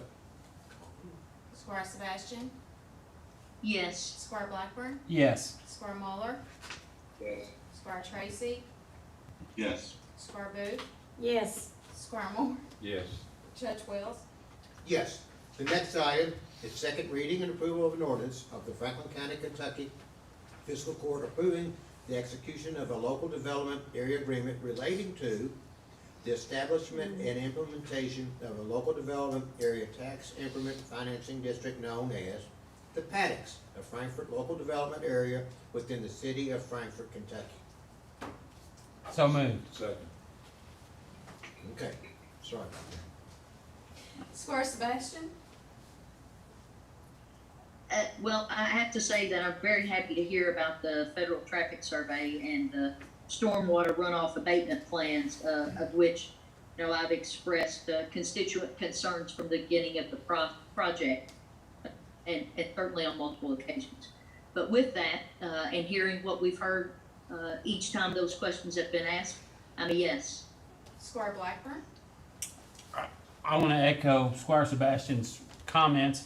I also want to say, I kind of gave a baited question to HMB, and they were modest. They're not only going to slow the water on the parcel that they're going to be working on, but the water coming across the street from the development, they're going to slow it down as well. So they were really modest about what they're doing. They're doing a really good thing for that area and for the being at the headwater of that little branch. So I'm a big yes. Squire Muller, Yes. Squire Tracy, Again, I'd like to thank Penny Peevler and Patrick, the city's lobbyist, for working on this project. Again, without them, it doesn't happen. Yes. Squire Booth, No. Squire Moore, Yes. Judge Wells. Working together in this community with each other makes such a difference. I'm happy to say yes, because this is a community project. It's not just a city one, but it's a community project. Yes. The next item is authorization to approve a resolution authorizing the approval of Franklin County, City of Frankfort Hazard Mitigation Plan measures and goals and objectives as the official hazarded hazard mitigation plan measures and goals and objectives of the County of Franklin. And boy, that is a mouthful. Who I did wrote not, that one? I did not make Who that wrote title that out. one? My goodness. That would be Mr. Whoa. Logan Hart. Whoa, okay. So moved. All right, Don't thank make you. him read it again. Second. Okay. Squire Sebastian, Yes. Squire Blackburn, So if there wasn't a motion, you're gonna make me read it again? Oh, please. I'm a yes. Squire Muller, Yes. Squire Tracy, Yes. Squire Booth, Yes. Squire Moore, Yes. Judge Wells. Yes. Next item is authorization to approve sponsorship requests up to $5,000 for Military and First Responders Family Appreciation Day at Lakeview Park, which will be July the 9th, and an exciting day for our community. So, moved. second. All right. Okay, Squire Sebastian, Yes. Squire Blackburn, Yes. Squire Muller, Yes. Squire Tracy, Squire Tracy, is he froze? Yes. Okay. Squire Booth, Yes. Squire Moore, Such a great use of our park, yes. Judge Wells. Yes. The next item is authorization to approve an addendum to the Central Kentucky Hauling Agreement to implement a fuel recovery fee using the Department of Energy's monthly average, Midwest number 2. Fuel rate using a base rate of $3 and a maximum of $5.75, and actual gallons used retroactive to March 2022. So moved. Okay, Second. Muller seconded. okay. Squire Sebastian, Yes. Squire Black, It specified, correct? I'm sorry, We did specify option 1 since there were 2 on in our agenda packet. we didn't reference the option, we just included that in the motion, if that's okay. Okay, that's, I'm just trying to make sure I heard it all. Okay. Yes. Thank you. Squire Blackburn, Yes. Squire Muller, Yes, I'm appreciative of the task force working with the fiscal court to come to a resolution from Mr. Skaggs, and I'm a yes. Squire Tracy, Yes. Squire Booth, Yes. Squire Moore, Yes, this is very important to them and to keep our trash picked up and not have a company go out of business and default. I think this is a great thing we're doing here. Judge Wells. Yes, and I do want to say thank you to the Central Kentucky Hauling, because they've done a good job of picking up our trash in our community, and they've been a good partner. We got a good bid a few years ago, and so we know that there is an additional cost. Everybody is seeing that, and we are also appreciative of them working with us to try to work through this for a resolution. I vote yes. The next item on the agenda is authorization to approve a resolution to apply for a grant with the United States Department of Homeland Security in the Commonwealth of Kentucky for the Franklin County Sheriff's Office and Franklin County Fire Department. So moved. Second. Okay. Squire Sebastian, Yes. Squire Blackburn, Yes. Squire Muller, Yes. Squire Tracy, Yes. Squire Booth, Yes. Squire Moore, Yes. Judge Wells. Yes, I believe Squire Tracy's Wi-Fi is wearing down, so. Yeah, he's freezing up. Yeah, he's freezing up quite a bit, Squire Tracy, so hang in there with us, all right? The I'm next- trying, sir, I'm trying. The next item is authorization to declare fire department equipment as surplus for disposal by auction through Gov Deals. So moved. Second. Okay. Squire Sebastian, Yes. Squire Blackburn, Yes. Squire Muller, Squire Tracy, Yes. Squire Booth, Yes. Squire Moore, Yes. Judge Wells. Yes. Next item is authorization to hire Dalton Schaub as a firefighter. So moved. Second. Second. Squire Sebastian, Yes. Squire Blackburn, Yes. Squire Muller, Yes. Squire Tracy, Yes. Squire Booth, Yes. Squire Moore, Yes. Judge Wells. Yes. And we welcome, Mr. Schaub as a firefighter. Welcome to our great firefighters here in Franklin County. All right, the next item is authorization to approve a resolution adopting and approving the execution of a county road aid co-op program contract between the Fiscal Court and the Commonwealth of Kentucky Transportation Cabinet Department of Rural and Municipal Aid for the fiscal year beginning July 1st, 2022. So moved. Second. Second. Squire Sebastian, Yes. Squire Blackburn, Yes. Squire Muller, Yes. Squire Tracy, Yes. Squire Booth, Yes. Squire Moore, Yes. Judge Wells. Yes, the next item is authorization to reject bids for Gregory Woods Bridge replacement and re-advertise. So moved. Second. Call the roll. Squire Sebastian, Yes. Squire Blackburn, Yes. Squire Muller, Yes. Squire Tracy, Yes. Squire Booth, Yes. Squire Moore, Yes. Judge Wells. Yes. The next item is authorization to approve bringing 9 employees up to the minimum pay grade based on the compensation study and provide a 3% across-the-board compensation adjustment effective July 1st, 2022. It says 2023. Oh, 2022. 2023 fiscal year. Sorry. So moved. Second. Okay, Squire Sebastian, Yes. Squire Blackburn, Yes. Squire Muller, Yes. Squire Tracy, Yes. Squire Booth, Yes. Squire Moore, Yes. Judge Wells. First, I want to say thank you to the Fiscal Court because we took this endeavor on way back in October, Betty, to get a compensation plan adopted to help our employees. It hadn't been easy, and we've gone through a long process, but this is all about our employees. This is about the people that make up everything that gets done in county government, and we all should be. I think you all are. Hope you are very proud of them and very, very proud of the work that they're doing. So I'm very excited that we get to move forward with this 3%, and it's just another thank you to the great employees we have. So with that, yes. The next item on the agenda is authorization to approve a housing contract for property located at 219 Stedmantown Lane at Lakeview Park. So moved. Second. Squire Sebastian, Yes. Squire Blackburn, Yes. Squire Muller, Yes. Squire Tracy, Yes. Squire Booth, Yes. Squire Moore, Yes. Judge Wells. Yes. The next item is authorization to approve a reappointment of Charles Stewart to the Franklin County Planning and Zoning Commission with a term ending June 30th, 2026. So moved. Second.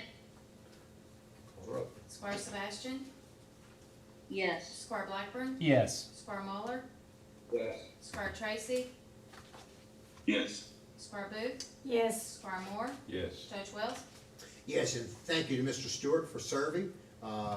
Being on the Planning and Zoning Commission is not an easy task, and he has been a very good member, and we're very appreciative of his service on this board.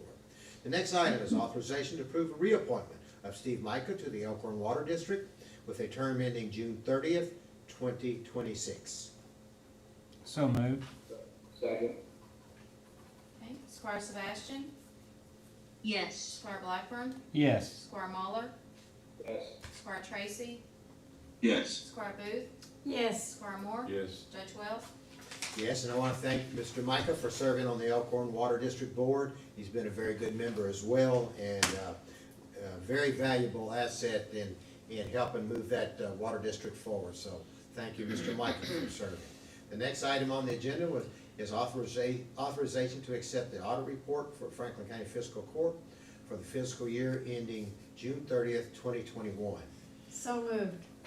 Second. Okay, Squire Sebastian, Yes. Squire Blackburn, Yes. Squire Muller, Yes. Squire Tracy, Yes. Squire Booth, Yes. Squire Moore, Yes. Judge Wells. Yes. The next item is first reading of amendment number 4 to ordinance number 6, 2021, relating to budget for the fiscal year 2021-2022. This will be on our June 1st meeting, the vote. This is a first reading. The next item is authorization to approve budget transfers for fiscal year 2021-2022. So moved. Second. Yes. Square Moore? Squire Sebastian, Yes. Squire Blackburn, Yes. Squire Muller, Yes. Squire Tracy, Yes. Squire Booth, Yes. Squire Moore, Yes. Judge Wells, Yes. The next item is authorization to approve cash transfers for fiscal year 2021-2022. So moved. Second. Squire Sebastian, Yes. Squire Blackburn, Yes. Squire Muller, Yes. Squire Tracy, Yes. Squire Booth, Yes. Squire Moore, Yes. Judge Wells, Yes. Next item is authorization to receive the treasurer's report. So moved. So moved. Seconded by Squire Sebastian. Squire Sebastian, Yes. Squire Blackburn, Yes. Squire Muller, Yes. Squire Tracy, Yes. Squire Booth, Yes. Squire Moore, Yes. Judge Wells, Yes. The next item is payment of claims. Is there a motion to deny any payment of any claims? Okay, seeing none, let the record reflect claims are to be paid. The next item is authorization to go into closed session per KRS 61.810, subset 1, subset B, deliberations on the future acquisition or sale of real property by a public agency when publicity would be likely to affect the value of the property. No action will be taken during this closed session, and we will return to open session to adjourn. So moved. Second. Okay, Squire Sebastian, Yes. Squire Blackburn, Yes. Squire Muller, Yes. Squire Tracy, Yes. Squire Booth, Yes. Squire Moore, Yes. Judge Wells. Yes. All right, So, who would you like to stay in? Charlie Lewis? Charlie, be fine, and I think